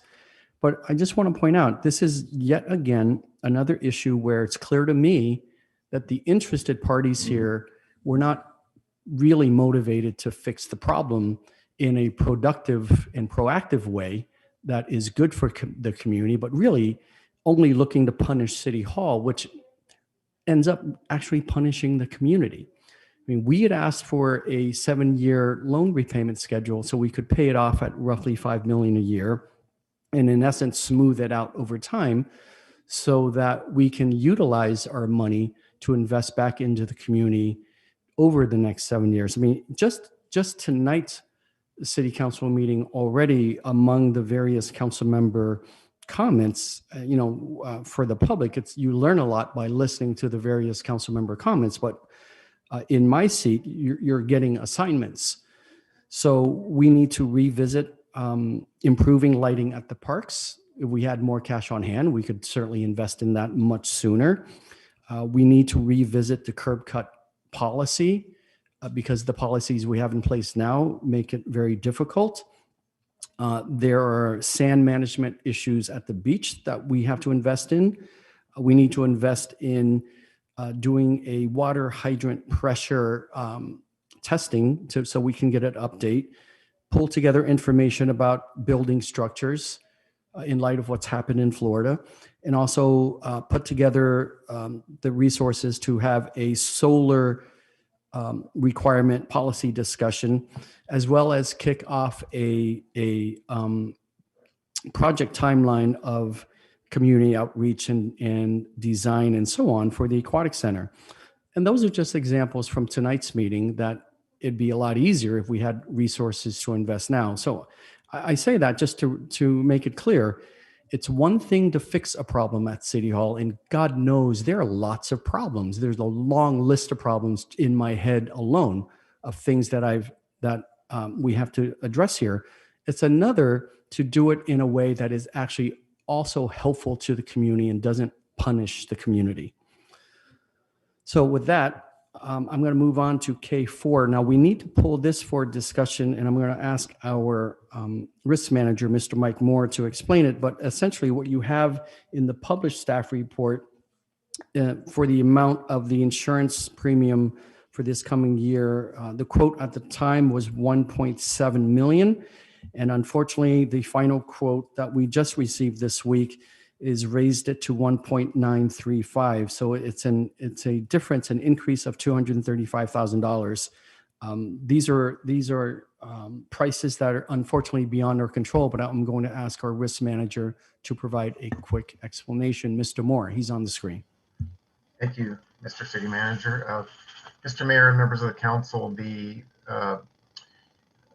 in May, we received an initial estimate, which the broker thought was a conservative estimate of the projected premium for the upcoming fiscal year, which was $1.7 million. We had discussions with the broker earlier this week and learned that they have still been negotiating with the reinsurers for the PRISM program through the weekend and up until today, actually. And we're finally able to get final numbers for us. And so as the city manager referenced, the final quote we received was $1,935,000. That does not change our recommendation. It's still within our tolerance, and we believe it is a good quote. The market is extremely tough at this point. We've talked to peers such as City of Huntington Beach and a larger county who have both experienced massive increases in their premiums. I believe the county here, their premium tripled this fiscal year, this upcoming fiscal year. So we find it in line with what's going on in the market, and we're hopeful that participation in PRISM for the coming year and future years will create a condition where we're stabilizing in terms of our annual increases for premium. So with that, if there are any questions on this item, I'd be happy to take them. But there is no change in our recommendation on this. Council members, any questions on this item? Okay, let's see, Councilman Tehran on this item, and then we can go back to other. Go ahead. Thank you, Mayor, and thank you, Mr. Moore, for giving us this update. The one question I have is, looking back at the staff report, there was a bit of a breakdown on what kind of coverage we were getting and what it costs for each of those items. And I see that for the current fiscal year we're about to enter, 21-22, that the deductible for vehicles valued over 300,000 increased, double from 100,000 to 200,000. I'm only bringing that up because I'm just wondering, do we know, was there any specific area that saw this increase that we have in front of us now, or was it that? I'm just curious where that was. Councilmember Tehran, good question. I did look back at our history there. We did have several vehicles that were damaged over the past, say, 7-8 years, and they were trash trucks, and we had a wastewater Vector truck, I believe, and they caught on fire. The trash trucks caught on fire because of trash that was in the container. So we've received full replacement value for those vehicles, and the insurance company had to pay out essentially to replace those vehicles with brand new vehicles. And so they look at that history and say, okay, just like when you get into car accidents or file claims with your personal policies, they look at that history and say, yeah, we want to mitigate our losses going forward. Okay, thank you for that. And you used the exact example I was about to use. So I appreciate you making it very tangible for myself and for the general public. All right, thank you for answering the questions, and thank you for the time, Mayor. So, Mr. Moore, on that item, you said other agencies are also getting rate increases, like the county and other cities. Is that correct? Yes, Mr. Mayor, we've been in contact with other entities and are noticing this is a industry-wide trend because of the events in the past year and a half. Mm-hmm. Many insurance companies are leaving the California market and the public entity market. specifically related to police types of claims. Okay. Okay. Any additional comments on this item? Okay, Councilman Perrello. Thank you. Mr. Moore, thank you for those questions and for those answers. I have a specific question. We've had recently, in the last year and a half, that's my recent time frame, we've had a lot of police vehicles that have been involved in accidents, some of them not the responsibility of the individuals driving the police vehicles. Are we able to recover the costs so that it does not affect our insurance ratings, or that's irrelevant to these insurance writers? Councilmember Perrello, when a third party is responsible for the damage to city vehicles, we subrogate that claim. So we go after the third party, whether it's their insurance company or them personally. If we are at fault in these cases, we do not necessarily file a claim against our insurance company unless we can cover our deductible. So our deductible in this case is $25,000 for vehicles. A lot of the time for police vehicles, the losses don't exceed $25,000. So we do not end up filing a claim. And in those cases, it does not affect our loss ratio going forward. So the insurance companies don't see those because we don't file claims. Thank you. Thank you very much. Okay, thank you. Additional items. I see Mayor Pro Tem has his little hand up, and also to run on other items in 1 to 13. So Mayor Pro Tem. I think Councilmember Turan was up before I was, so I'll defer to him. Okay, Councilman Turan. Oh, thank you, Mayor Pro Tem. I appreciate that. I have just a couple items here, Mayor. K5, K8, K9, K10, and I'll be brief about them. K5 is the only one I think I just have a few questions on. K5, if we can go to that, Mr. Ramirez, if you would be answering this regarding the Mercy contract amendment. There he is. Okay. I just wanted to ask, just for the benefit of the public on this item, I know that some speakers spoke about it earlier, which I appreciate that, and all of the input we received regarding the operations of the shelter. For this particular contract amendment, I see it was listed in the staff report, but just for the public to know, this is all grant funded for these increases to cover. Is that correct? That's correct. Everything is grant funded from outside of the city. Okay, thank you. And the amendment we're having, what are some of the items, or what are the items we'll be seeing that this increase is looking to cover? Well, for the biggest increase is having to operate the shelter in a COVID responsive way, which causes it just to be more expensive. And therein lies the operation across the street at the PAL, and the separation of the beds, and just more staff to do it, just the added cost of a COVID response. That combined with just a general cost of living increase are the increases that we're seeing. We don't know clearly, but we don't think that the COVID response is going to last the entire 12-month term of the amendment. And so we will be able to incur some savings depending on when we can mitigate the ongoing COVID response effort.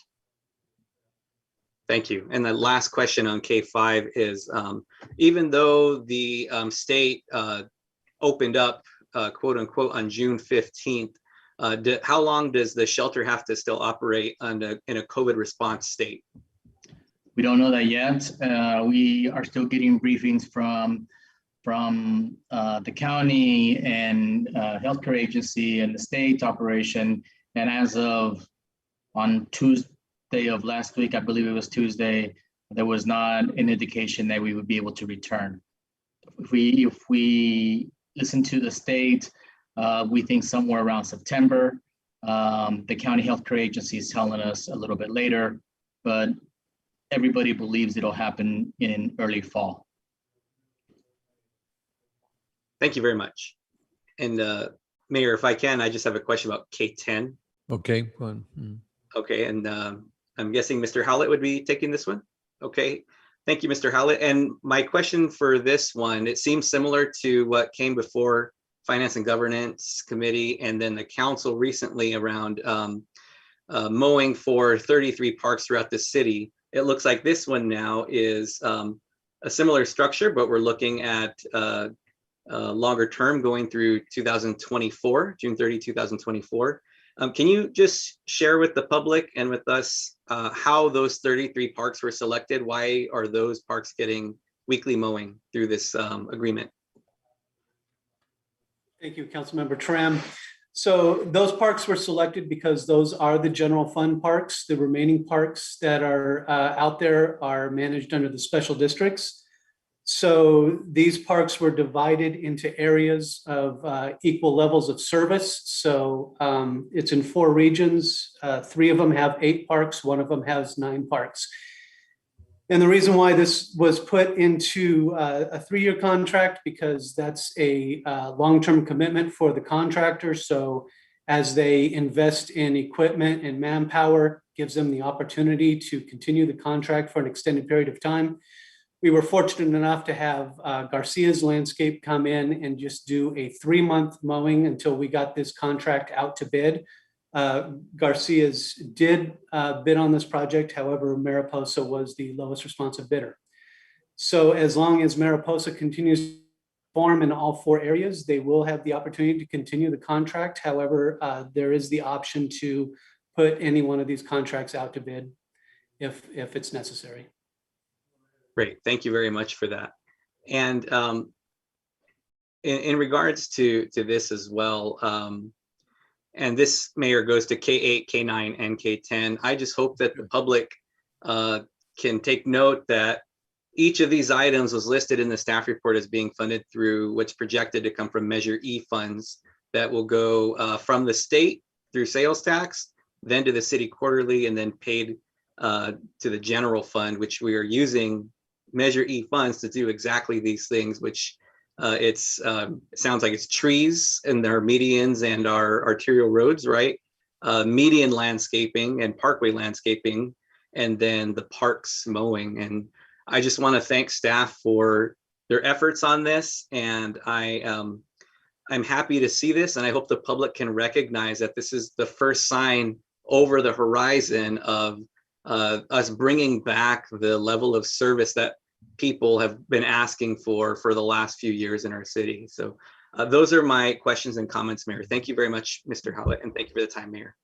Thank you, Councilmember. Mayor Pro Tem, followed by Councilman Perrello. Hey, Mr. Mayor, during the discussion about the navigation center tonight, there was a term used called a community workforce agreement. And sadly, I'm not quite familiar with that particular concept. I've heard of project labor agreements and so on and so forth. So I'm wondering, as we move towards wrapping up the current navigation center and opening a new navigation center, maybe we can have staff give us a presentation on what exactly would be involved if we were to look at a community workforce agreement, because I don't know. And I think it would be beneficial for all of us. So that's just food for thought for future meetings. My main comment tonight is on K1, the meeting minutes from the December 15th, 2020 meeting. And in going through all the different actions and stuff under, and it's page 7 of the minutes or page 51 of this agenda packet, in the last comment or last paragraph of L1, the Housing Department presentation, it shows that council made a recommendation for an action and we took a vote, and it shows the voting parties as Basua, Flynn, Lopez, McDonald, Madrigal, Perrello, and Ramirez. And if I am correct, this was after we had transitioned to the new mayor, which would be you, Mayor Zaragoza, so that former Mayor Flynn's name shouldn't be there, and it should be Mayor Zaragoza listed as taking the vote. So I would just ask that we would amend that for accuracy. And those are my comments. Thank you, Mayor. Thank you. And I noticed that too. Steve, that can be corrected right here on the spot. Is that correct? Okay. Thank you, sir. Thank you so much. Councilman Perrello. Yes, it's only on item 10 that I have a question. I appreciate the minutes, catching the things in the minutes, because the minutes are very important. Absolutely. And just as important as they are, the accuracy of the minutes is much more important. So thank you. On item number 10, I'm reading from the first page, to create a plan for restoring the maintenance of citywide streets, landscapes, and parks. And the question that I have, because this was a priority when we came as a council to what our priorities are for the city moving forward, this is one of the top priorities. But two questions specifically. Who will be responsible for overseeing the work that it meets the standards we request or expectations? And if the city streets, landscape, and parks, with respect to this, there's need for an irrigation. This does not address irrigation. Is there a separate contract coming for an irrigation repair, replacement, installation, or will this be change orders of this contract? And I'd appreciate something that I could get, because it does say in the very last sentence of this first page, prior to additional services being rendered. And I'm, inside the contract's cost or something extra. Change orders have killed the city in the past. I don't want to go down that road. Thank you. Thank you, Councilmember Perrello. That's a great question. So to clarify, these are mowing and maintenance services. So the responsibility of the irrigation is always going to fall primarily on our full-time staff. Now that they will not be on the mowers and having the mower commitment, they're going to be out in the fields making improvements to the parks and doing routine checks of the irrigation systems, needed repairs. If it's simple repairs that they can make, great, but it'll be under our control that we can do full assessments. Moving forward, we're looking at landscape designs to be more water efficient. So we're going to be looking at renovating multiple irrigation systems and replacing multiple irrigation systems. So on those larger scale of irrigation projects, we'll need to scope together projects and put them out to bid. If you, in the staff reports that are here, we did for each of these contracts, leave a line item for as needed services. This gives us the flexibility that we can get bids from these contractors for as needed services. But ultimately, we want to control it in-house to find the most cost-effective and efficient way to make any repairs or installations of new irrigation systems. And can I get a response on this one? Who or what department is going to be responsible for maintaining the quality of work that these contracts will generate from the contractors? This will fall directly under the parks manager. Thank you. Thank you very much. Thank you, council members. Okay, so we have a consent item 1 to 13, and also including the modification of K4, adding the additional $200,000+. Do we have a motion on this items 1 to 13 for consent? Move approval of the consent agenda items as stated. Okay. Second. Okay, as motion by Councilwoman Lopez and second by Councilman Perrello. Roll call. Mayor Pro Tem McDonald, Yes. Councilmember Perrello, Yes. Councilmember Lopez, Yes. Mayor Zaragoza, Yes. Councilmember Madrigal, Aye. Councilmember Turan, Yes. Councilmember Basua. Aye. Thank you. Motion passes 7-0. Thank you. Our next item is item M. First of all, there's no public hearings. M is a reports, and this is Public Works Department, special tax levy for community facilities number 5 for fiscal year 2021-22.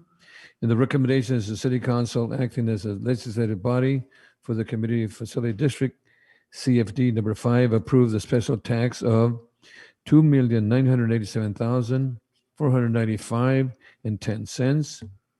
Within CFD number 5, also the River Park for fiscal year 2021-22 to amend fiscal year 2021 proposed budget to 1, decrease the proposed revenues maximum special tax for CFD number 5 in Fund 174 by $2,062,638 from $5,050,134,000 to $292,987,496.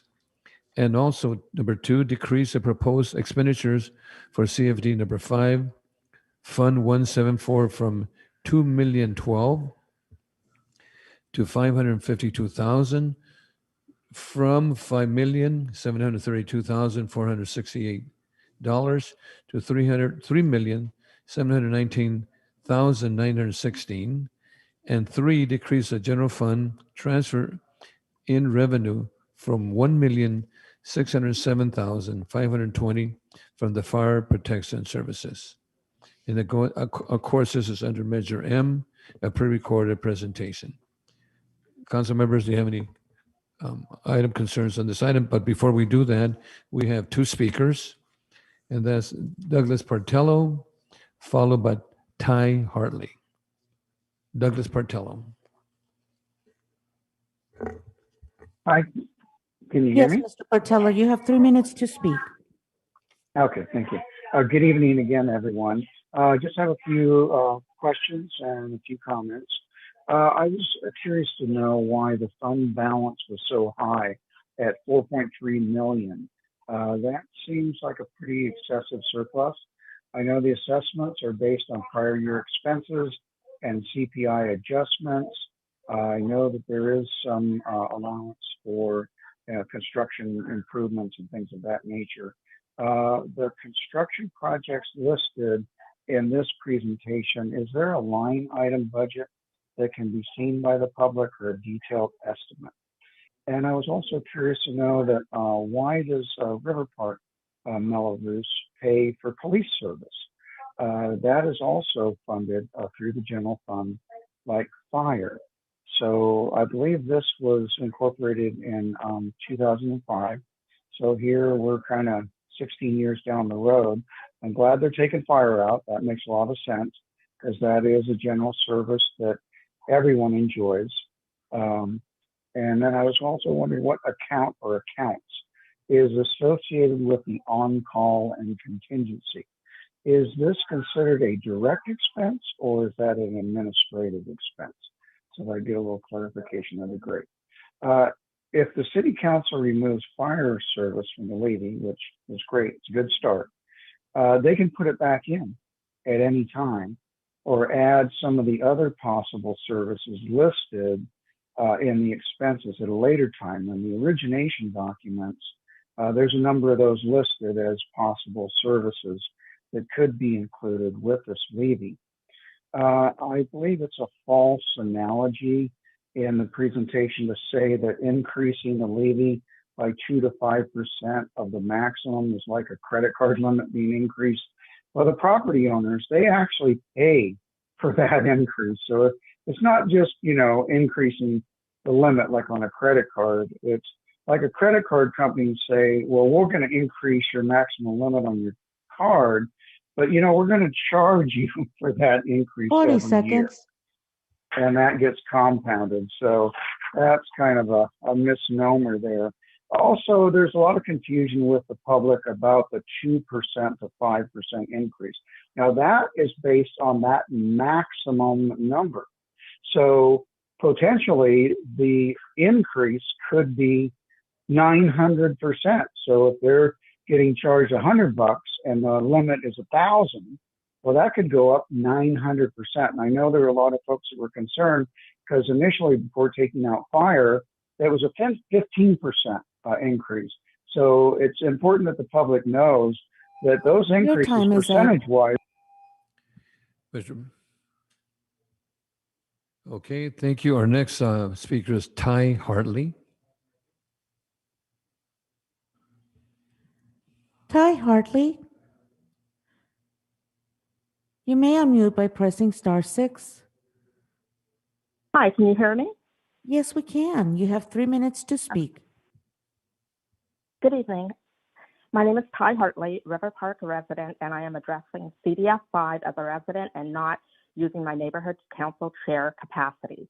While we certainly welcome the proposed line item reductions for the fire department and on-call service, we view this merely as a good start. Yes, you're proposing to take less advantage of us next year, but I do believe it's not enough and it needs to be taken further.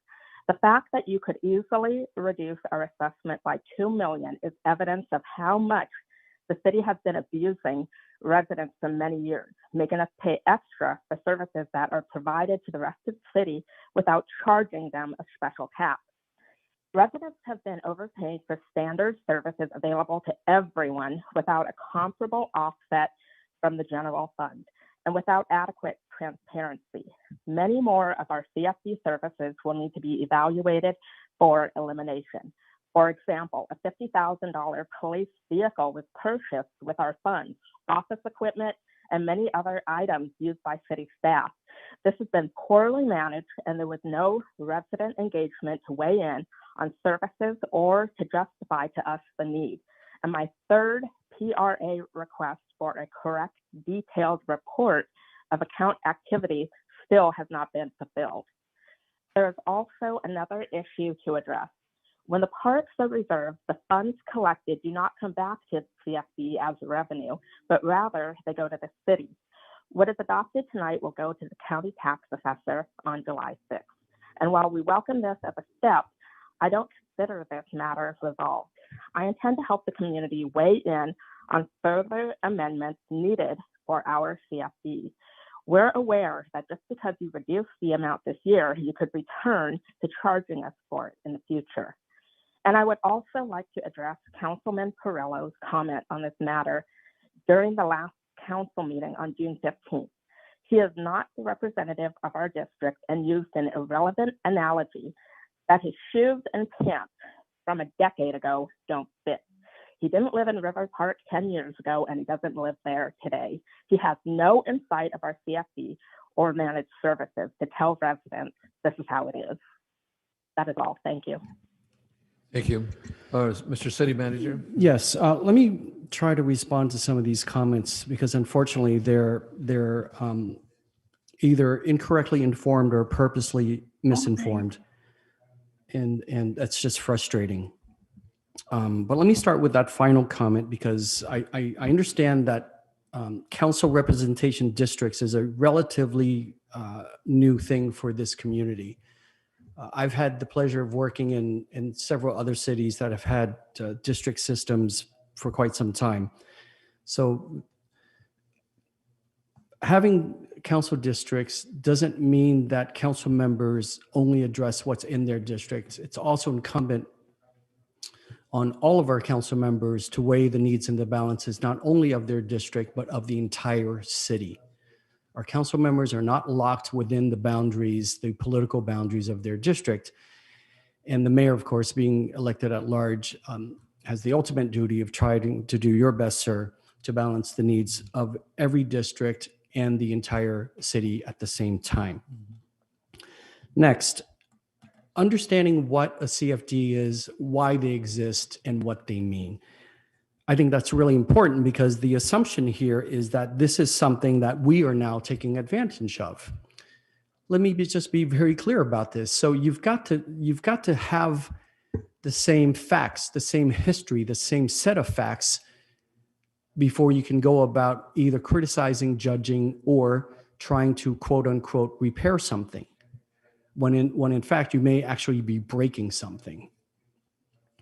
Now, I know it's been a long time since people have been in the council chambers due to the pandemic, but many of you have been here before, and you may recall behind where I sit is a very large map of the city from decades ago. You come and you look at this map, there's no River Park neighborhood there.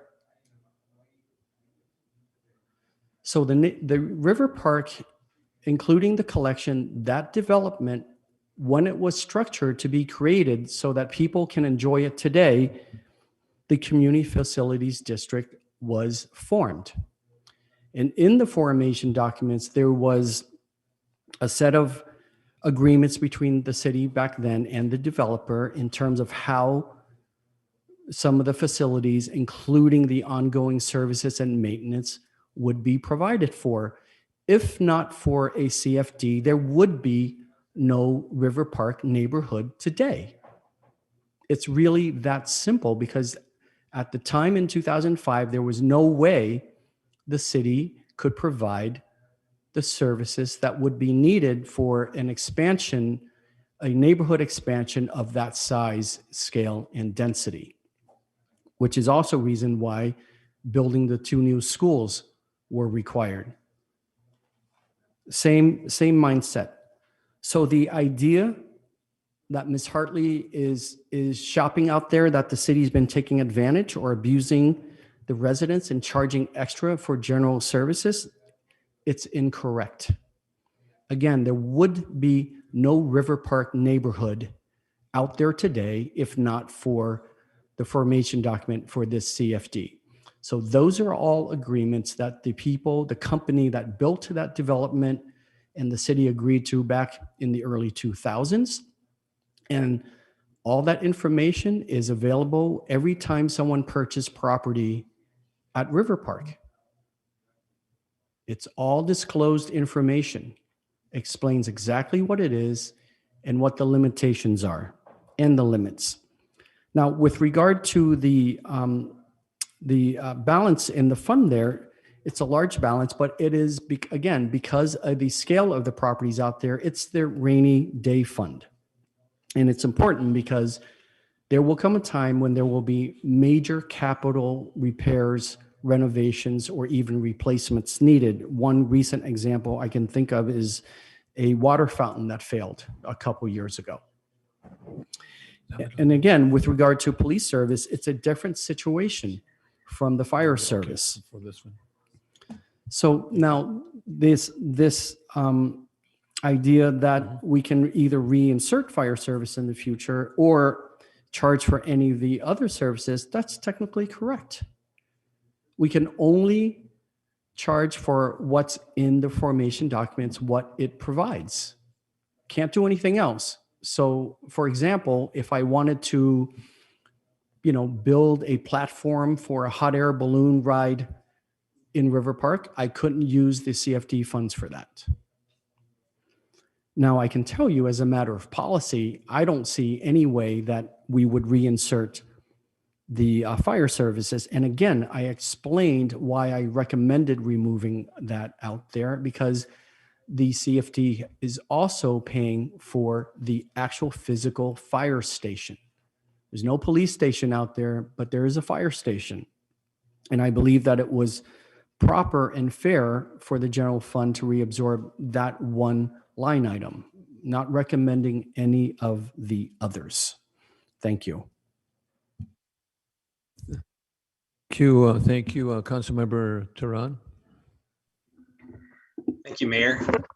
I want to thank the speakers who spoke on this. And as I alluded to earlier, I especially want to thank all of the River Park residents who I've had the pleasure and the fortune to be able to speak with about this and about River Park in general and Oxnard in general as a result of this item.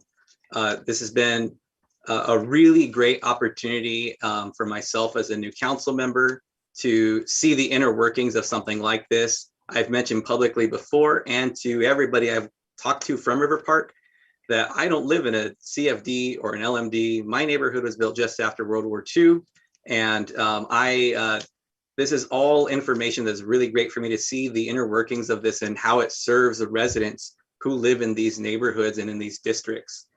And I want to point out that what we're doing here, as a result of this democratic process and residents reaching out about this, direction was given to the city manager directly to see, is this previous recommendation on the previous item that this had, was this the only path, or do we have alternatives? And we have found alternatives. And not only that, but if the public feels that this is not even enough of a decrease, well, as a community, it's their right to figure out, well, what would that look like? But they also have to realize, as has been discussed in public meetings, what decreased level of service are they willing to tolerate as a result of that? And what I want to go over also is Mr. Partello had mentioned about the 5%, 2 to 5% increase versus what people were calculating, which is a 14.5% increase. And I'm just hoping that maybe Mr. Beck or someone on staff can just briefly explain that, what that difference is. You know, where is the miscalculation here, or where are we not communicating correctly on this so that the residents understand what was previously proposed and why it looked like a 14.5% increase, but how it still fit with what the actual formation documents say is allowed. Yes, Councilmember Tran, I can try to address your question this evening. So I think it goes back to what the formation documents provide for, which is a term called maximum assessment. And I think we were trying to create some information for the community to help them understand the difference between a maximum assessment and an actual assessment. The maximum assessment, to use the analogy brought up by Mr. Portello, is your level of credit. So when the CFD5 was young in its formation back in 2005, there was a certain level set that could be that maximum assessment. Over the years, that maximum assessment can vary and it increases according to the consumer price index adjusted for the LA metropolitan area. So that maximum assessment or credit limit, if you will, has increased according to COLA. The actual assessment, however, has not. The actual assessment can vary from year to year, depending on what activities are necessary in that particular budget year.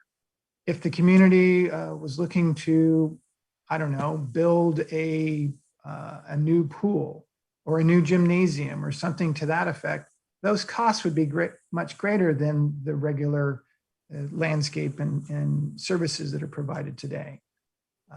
And you have capacity within that CFD to increase the assessment to help cover those costs.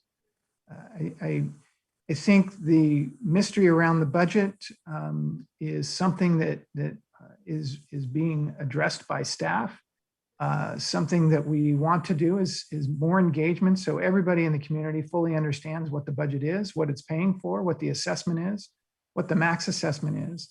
But it really is directly related to, as the city manager identified, are services that are outlined and detailed within the formation documents that are all disclosed for any owners within the River Park CFD number 5. Hopefully that addresses your question. Thank you, Mr. Beck. And one thing that I think is very important that you said is addressing this and spelling it out and increasing engagement with the community. And I'll just, end my comments here by saying that as an individual, as a professional, and my personal opinion, one of my biggest pet peeves is people saying this is the way it's always been done, or keeping things status quo when it's obvious that status quo is working for some, but not for all or for most. And so that being said, I did request, and I'm happy to hear that exactly what you said, Mr. Beck, is moving forward. I had asked for more engagement and community meetings with River Park to go over this information. I was hoping as we got to budget season next year, it's something we'd look at. But then I heard it was going to be projected to be quarterly meetings, which is even better than what I asked, in my personal opinion. So if that comes to fruition, I appreciate that. But more engagement is absolutely needed, as well as regular and accessible user-friendly reports. In a community meeting Ms. Hartley held last week, she showed the public how to access the financial tools on the city's website and how to see the special districts. So that's a really great start. I hope the public takes advantage of that, but we can have things specific to River Park, which I'm going to be working with staff moving forward to make sure that that continues and that more outreach happens as they have committed to already. The last things here, reminder, there are school bonds that are also incorporated into what folks in River Park pay.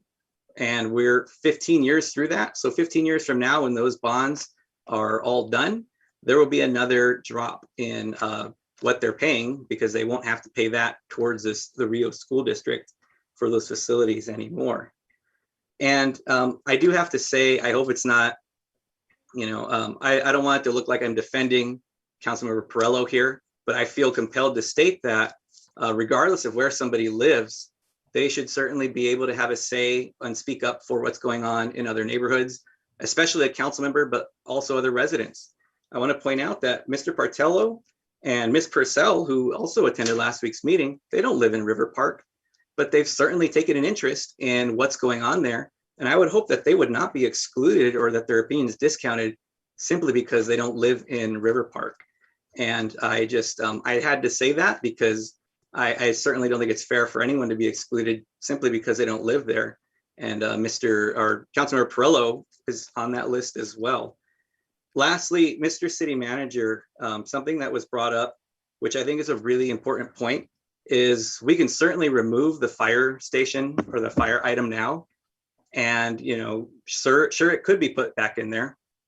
But as I mentioned, I don't like doing things just the way they're done, just because they've always been done like that. So I'm wondering if within this council's power, do we have any ability to provide assurance or maybe do a resolution that if my fellow council members agreed with it, if it were to come back to this council, that would state that this is being taken out of city manager's hands, and it would take a vote of council in order to add that item back in the future if we ever decided to do that. Is that something we could do?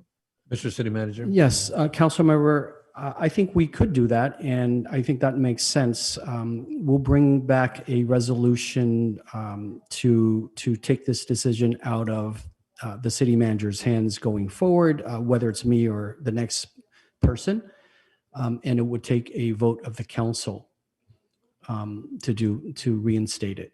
So we can agendize that in September. I appreciate that. Works for you.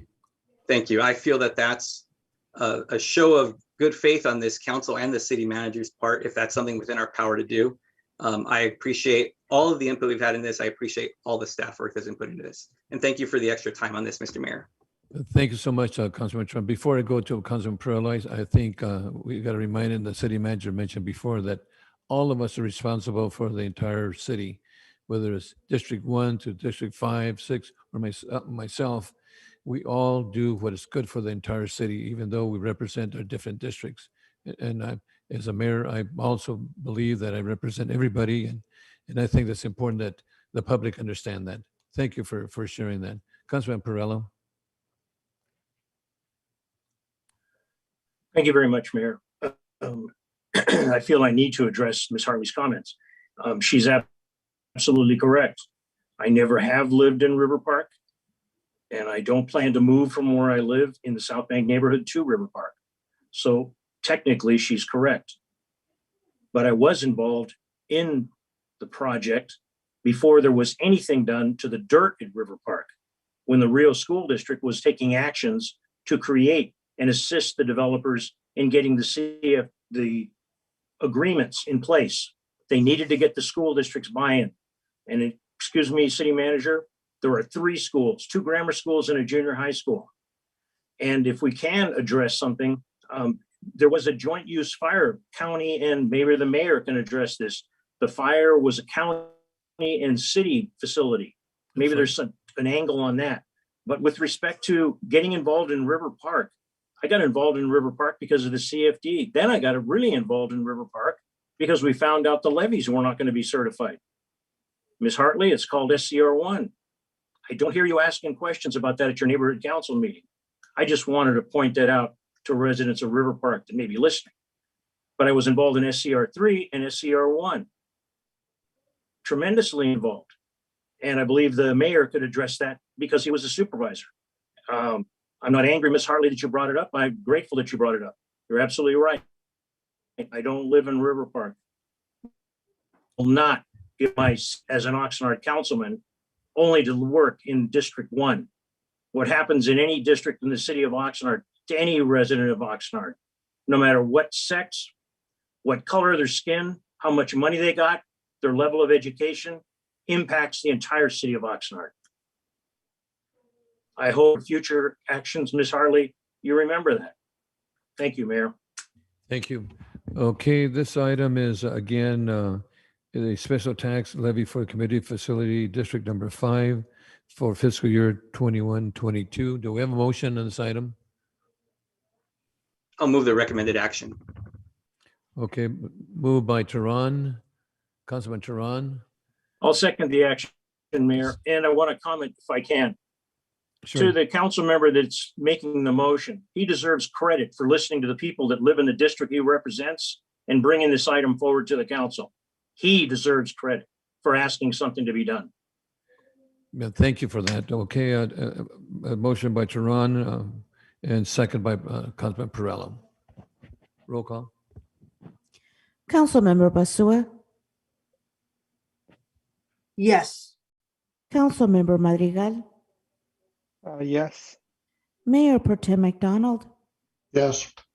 Councilmember Tehran, Yes. Councilmember Lopez, Yes. Councilmember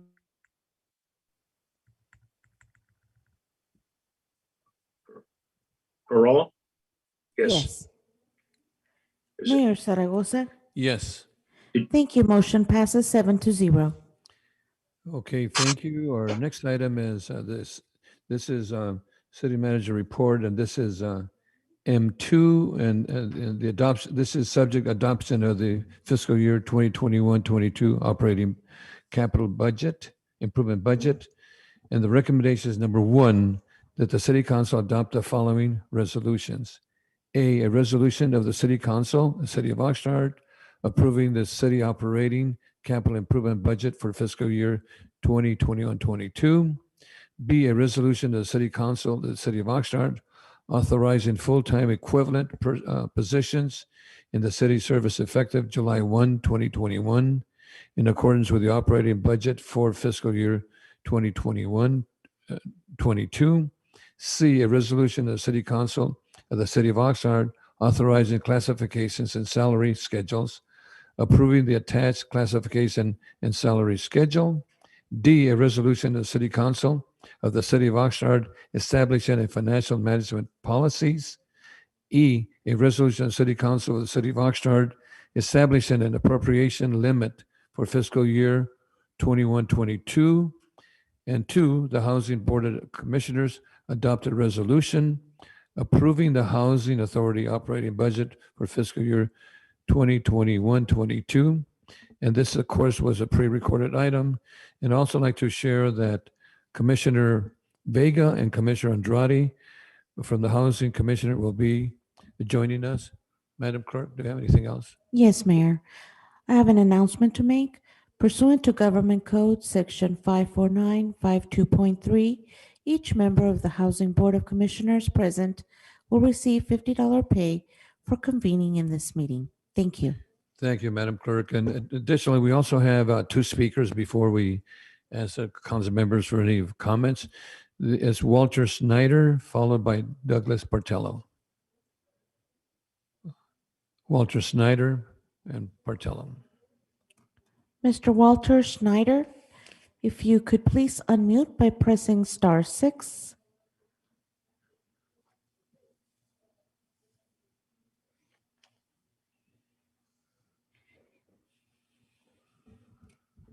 Yes, my name is Walter Snyder, and it's an item about the police body camera.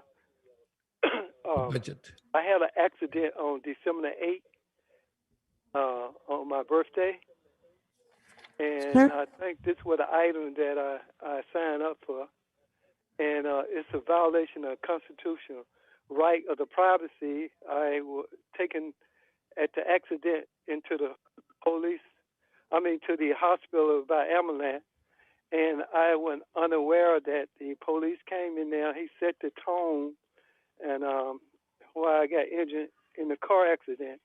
Mr. And Snyder? I found out later he was recording my statement. Mr. And, Snyder, you are speaking on item M2, adoption of the fiscal year budget. That is the item at the moment. Oh, yeah, okay, I'm sorry, because it wasn't clear. Okay, this referred to the incubator program. I like for the city council, if possible, to research and put some money on the side to see what it would take to start up an incubator program. It would benefit the whole community because a lot of people don't have the money to rent a space. They don't have the money to buy the computer. They don't have the money to buy the copy machine. They don't have the money to get the secretary. And a lot of this stuff become part of the incubator, the government incubator program. They have a blueprint that already set up that if you have a physical building in the city, they would fund all this resource, and everyone would share the resource.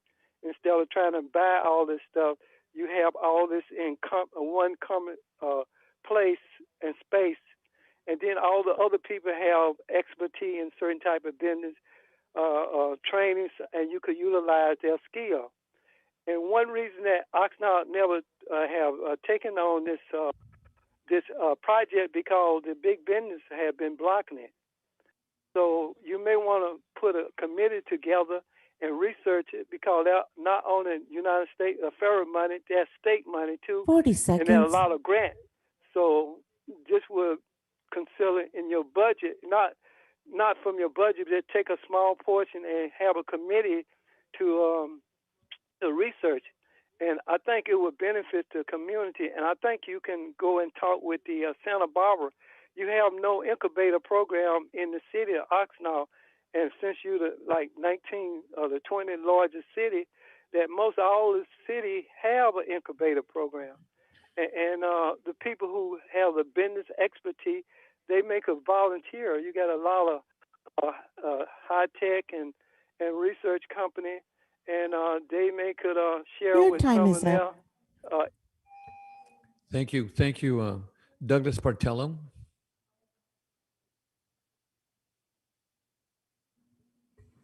Douglas Hi, can you Portillo? hear me? Yes, we can, sir. You have 3 minutes to speak.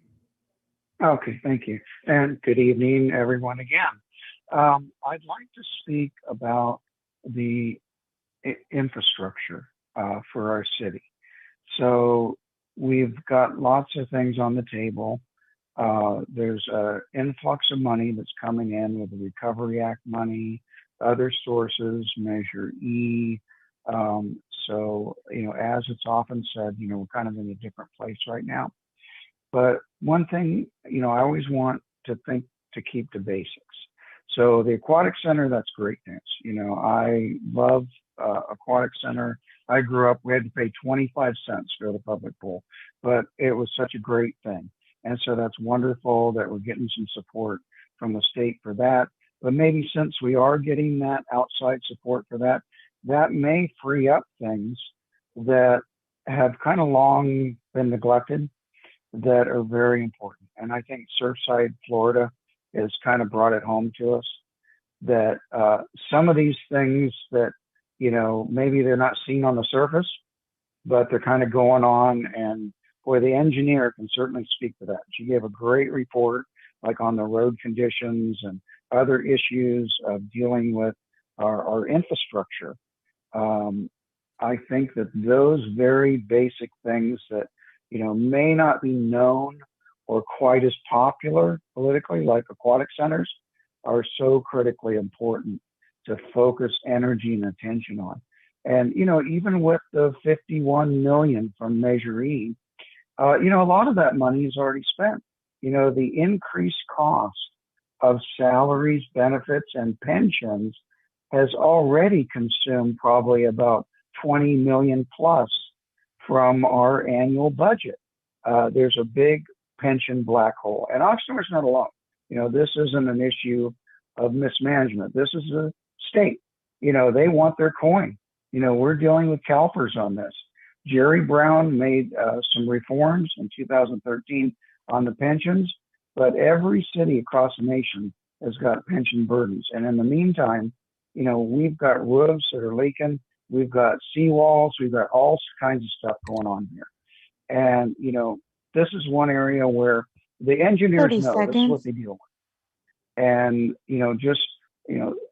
listen to what they advise as what is the critical priorities for safety. So safety is always a big issue when you think about fire and police, but safety is a huge issue about crumbling infrastructure. And, let's get back to basics before we start doing promenades and, Sokia centers and campus parks. let's take care of the infrastructure first. Let's build on a firm foundation and then get into Time all is the up. great. Thank you. Okay, council members, we have the budget here. Any comments, concerns on this item? Okay. If, There you go. okay, Councilman Perella? Yes, if there's no discussion, I'd move the recommended action, but I would recommend that Mr. Snyder's comments be taken into concern. And if there is something that can be done to address his concerns and his ideas, the suggestion should be thought out. Thank you. I'd like to second that motion, but I'd like to make some comments at this time. And I have some items I'd like to share with the council members and staff and residents of Oxnard. I want to commend our city manager, our CFO, and our staff for the first positive budget in the last 10 years. The first positive budget in the last 10 years. I want to thank you for that.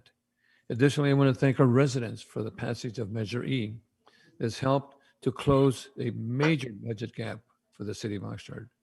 Measure E will help the city council restore numerous programs that were eliminated in the past. The restoration of these items are part of the approved priorities that our resident wanted and deserved. As you know, we had 3,000 people that really shared with us what they wanted. Public safety, police and fire are some of the top priorities that the residents requested. Another high priority for our residents was maintaining the cleanliness of our city. Extremely important to all of us. I want to thank our Public Works Department, our Park Department, and all city employees. All city employees, the people that we don't see, the people that work in our offices, the people that, the custodians, everybody that's helped the city of Oxnard, I want to commend them for their good work. We've already started working on the parks and our mediums and our gateways to our city. And I want to thank all the residents who take pride in our city, to help us by sweeping up before and after refuse collection, the curbs in front of your homes. And that will really help make a difference in the city of Oxnard. I also hope that everybody knows by now that if you see any large mattresses, any furniture, any items left along the roadway and streets, parking lots, and especially our shopping centers, please help us clean our city. Make sure that you call our city at 805-385-8060. Or if you have your phone, look for that app and submit your app. And look for app, put your app and call Oxnard 311. The 311 app allows you to attach a picture of the problem that you request. We're all looking forward to positive changes ahead for our city. And I believe we, our city council members, our residents, all of us can work together. We're the policymakers. We have staff. Residents, help us out. This is your city. And I believe that we can do that by working together and reduce the cost of our taxpayer fees by working together to make Oxnard a beautiful city. And I want to thank you for that. Thank you, Mr. City Manager. Mr. Mayor, as we're waiting for other council comments, I want to take a quick moment. First of all, thank you for those comments on behalf of all the staff and especially in the finance department. Thank you very much for the recognition. Just a couple of quick comments because I keep hearing from Mr. Portello and the arguments he's been making sometimes are a little confusing to me. So on the one hand, I know Mr. Portello is interested in reducing taxes whenever possible, but on the other hand, he wants us to provide services and programs to help make the city better.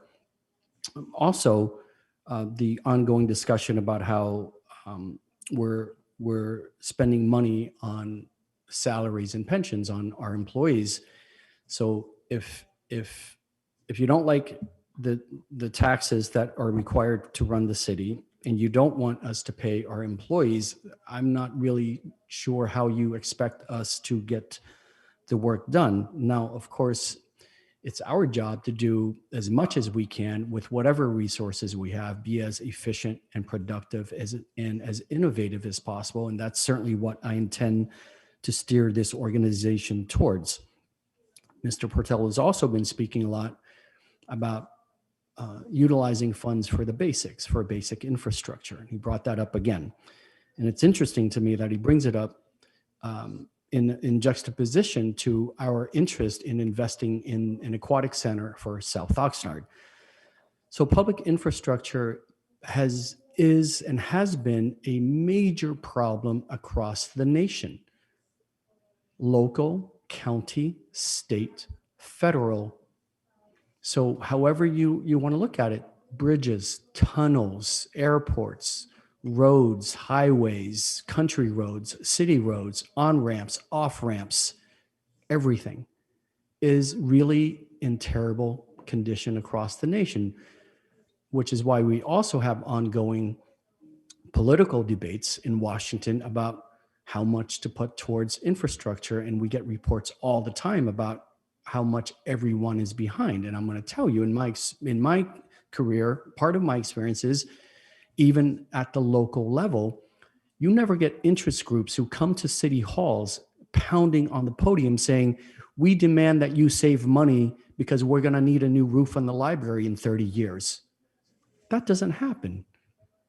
The demands we get are about more services, more programs, give us more soccer fields, give us this, give us that.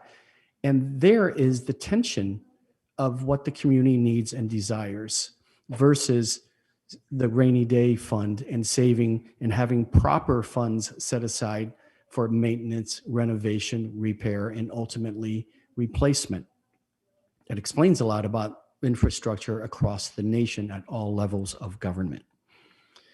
And then finally, going back to the aquatic center, it's interesting that Mr. Portello keeps saying that, well, that's a nice thing to have. It's not something we need. And I really disagree with that. It's high time that the city start making proactive, conscientious, smart, strategic investments in South Oxnard for the community. There's also a thing called human infrastructure that is necessary. And I know it's difficult for this council to balance out all the needs across this community, but I also recognize that we have to invest in the human beings in South Oxnard as well. So an aquatic center there is just as important as a road or a bridge anywhere else. Thank you. Thank you, Mr. City Manager. And we have a motion by Councilman Perello, second by Mayor Zaragoza. Roll call.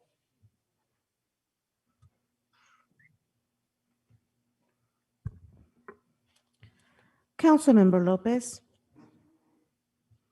Yes. Councilmember Basua, Aye. Councilmember Turan, Yes. Mayor Zaragoza, Yes. Mayor Pro Tem McDonald, Yes. Councilmember Perello, Yes. Councilmember Madrigal, Aye. Commissioner Vega,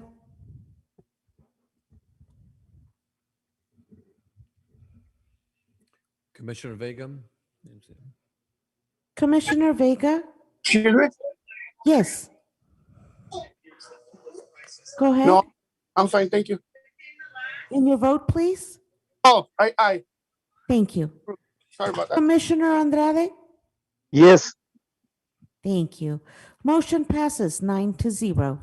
Thank you, council members, and also the Housing Authority, and congratulations, Mr. City Manager and staff. Thank you.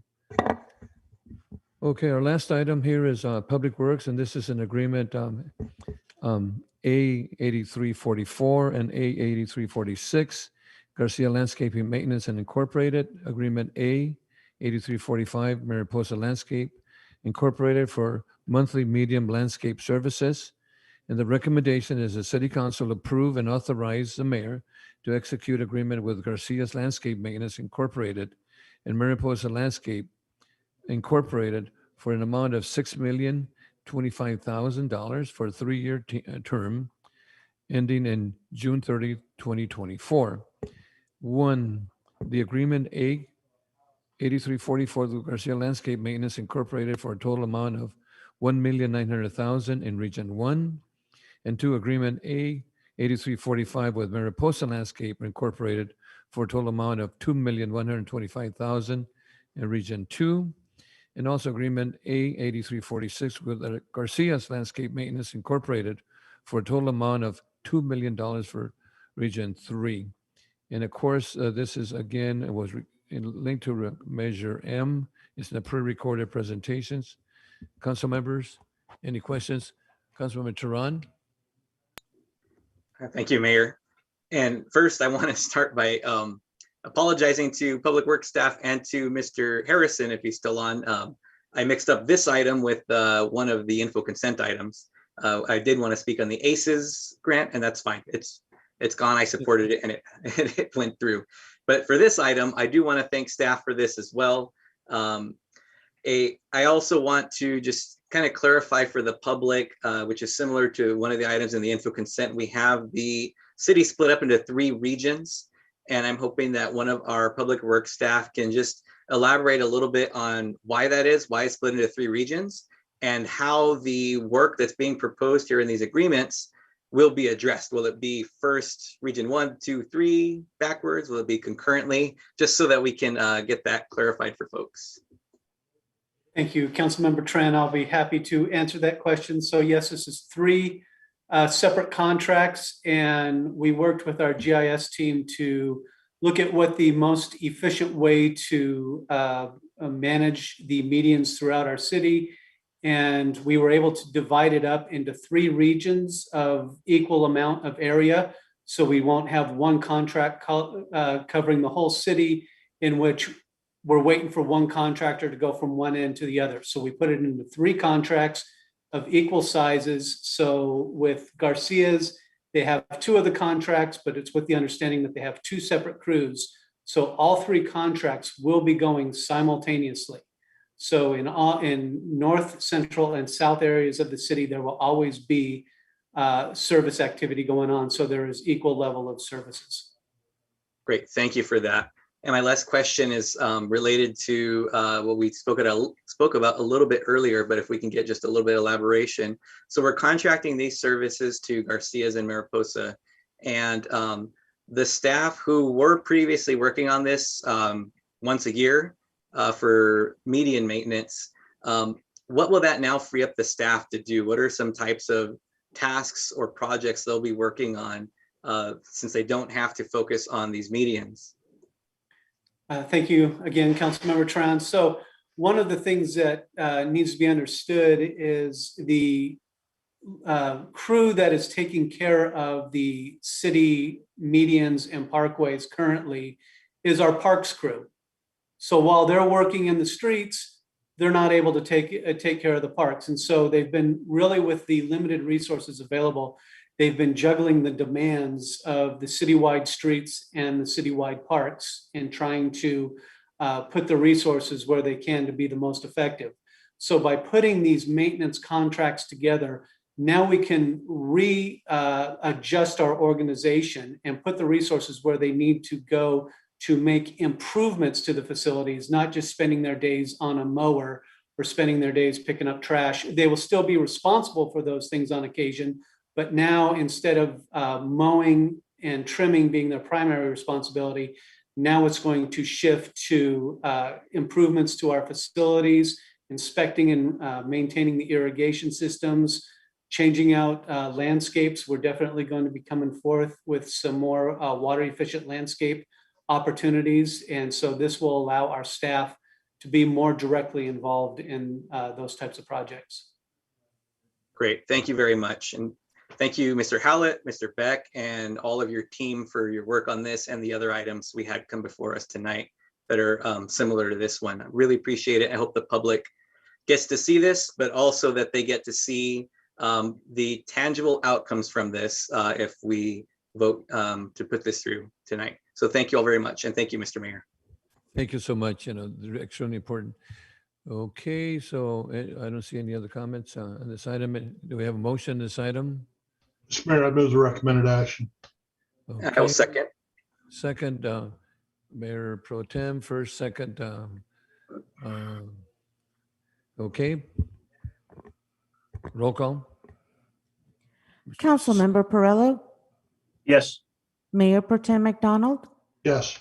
Councilmember Madrigal, Aye. Councilmember Basua, Yes. Mayor Zaragoza, Yes. Councilmember Lopez. Yes, and I just want to note, you all just missed the fireworks outside. Councilmember Turan, Yes, and you can go over here. Just wait 10 minutes, Councilmember Lopez. thank you. Motion passes 7-0. Mr. Mayor, if I may take a quick moment Sure. to acknowledge and thank Mr. Craig Beck, who came out of retirement to serve as our interim Public Works Director. This is, I think, his last day, either today or tomorrow. He served for 4 months. He's been both a fresh of breath air, but also a tremendous leader and mentor in the department. He's, in addition to providing me with a very clear assessment of the department and what it needs in the near future. He's also worked very well with all of our department directors, has been he didn't just come here for a 4-month stint and bury his head just in public works. He really participated with all of our departments and has contributed in so many ways. I can't thank you enough, Mr. Craig. I'm very grateful for having you here. You really gave us a renewed compass for the future of public works. And I certainly wish you and your family the best as you return to retirement life, which is something I can't even think of yet. Thank you. Thank you, Mr. Beck. Thank you so much. Thank you, Mr. Beck. Thank you. Thank you, everybody, for the opportunity. I appreciate it. Okay, council members, that's the last item and we are adjourned. Thank you so much. Thank you. Good night. Good night, all. Thank you. Good night. Thank you, Mr. Good Beck. night. Okay. Thank you, Mr. Beck. Yeah. Yes, thank you.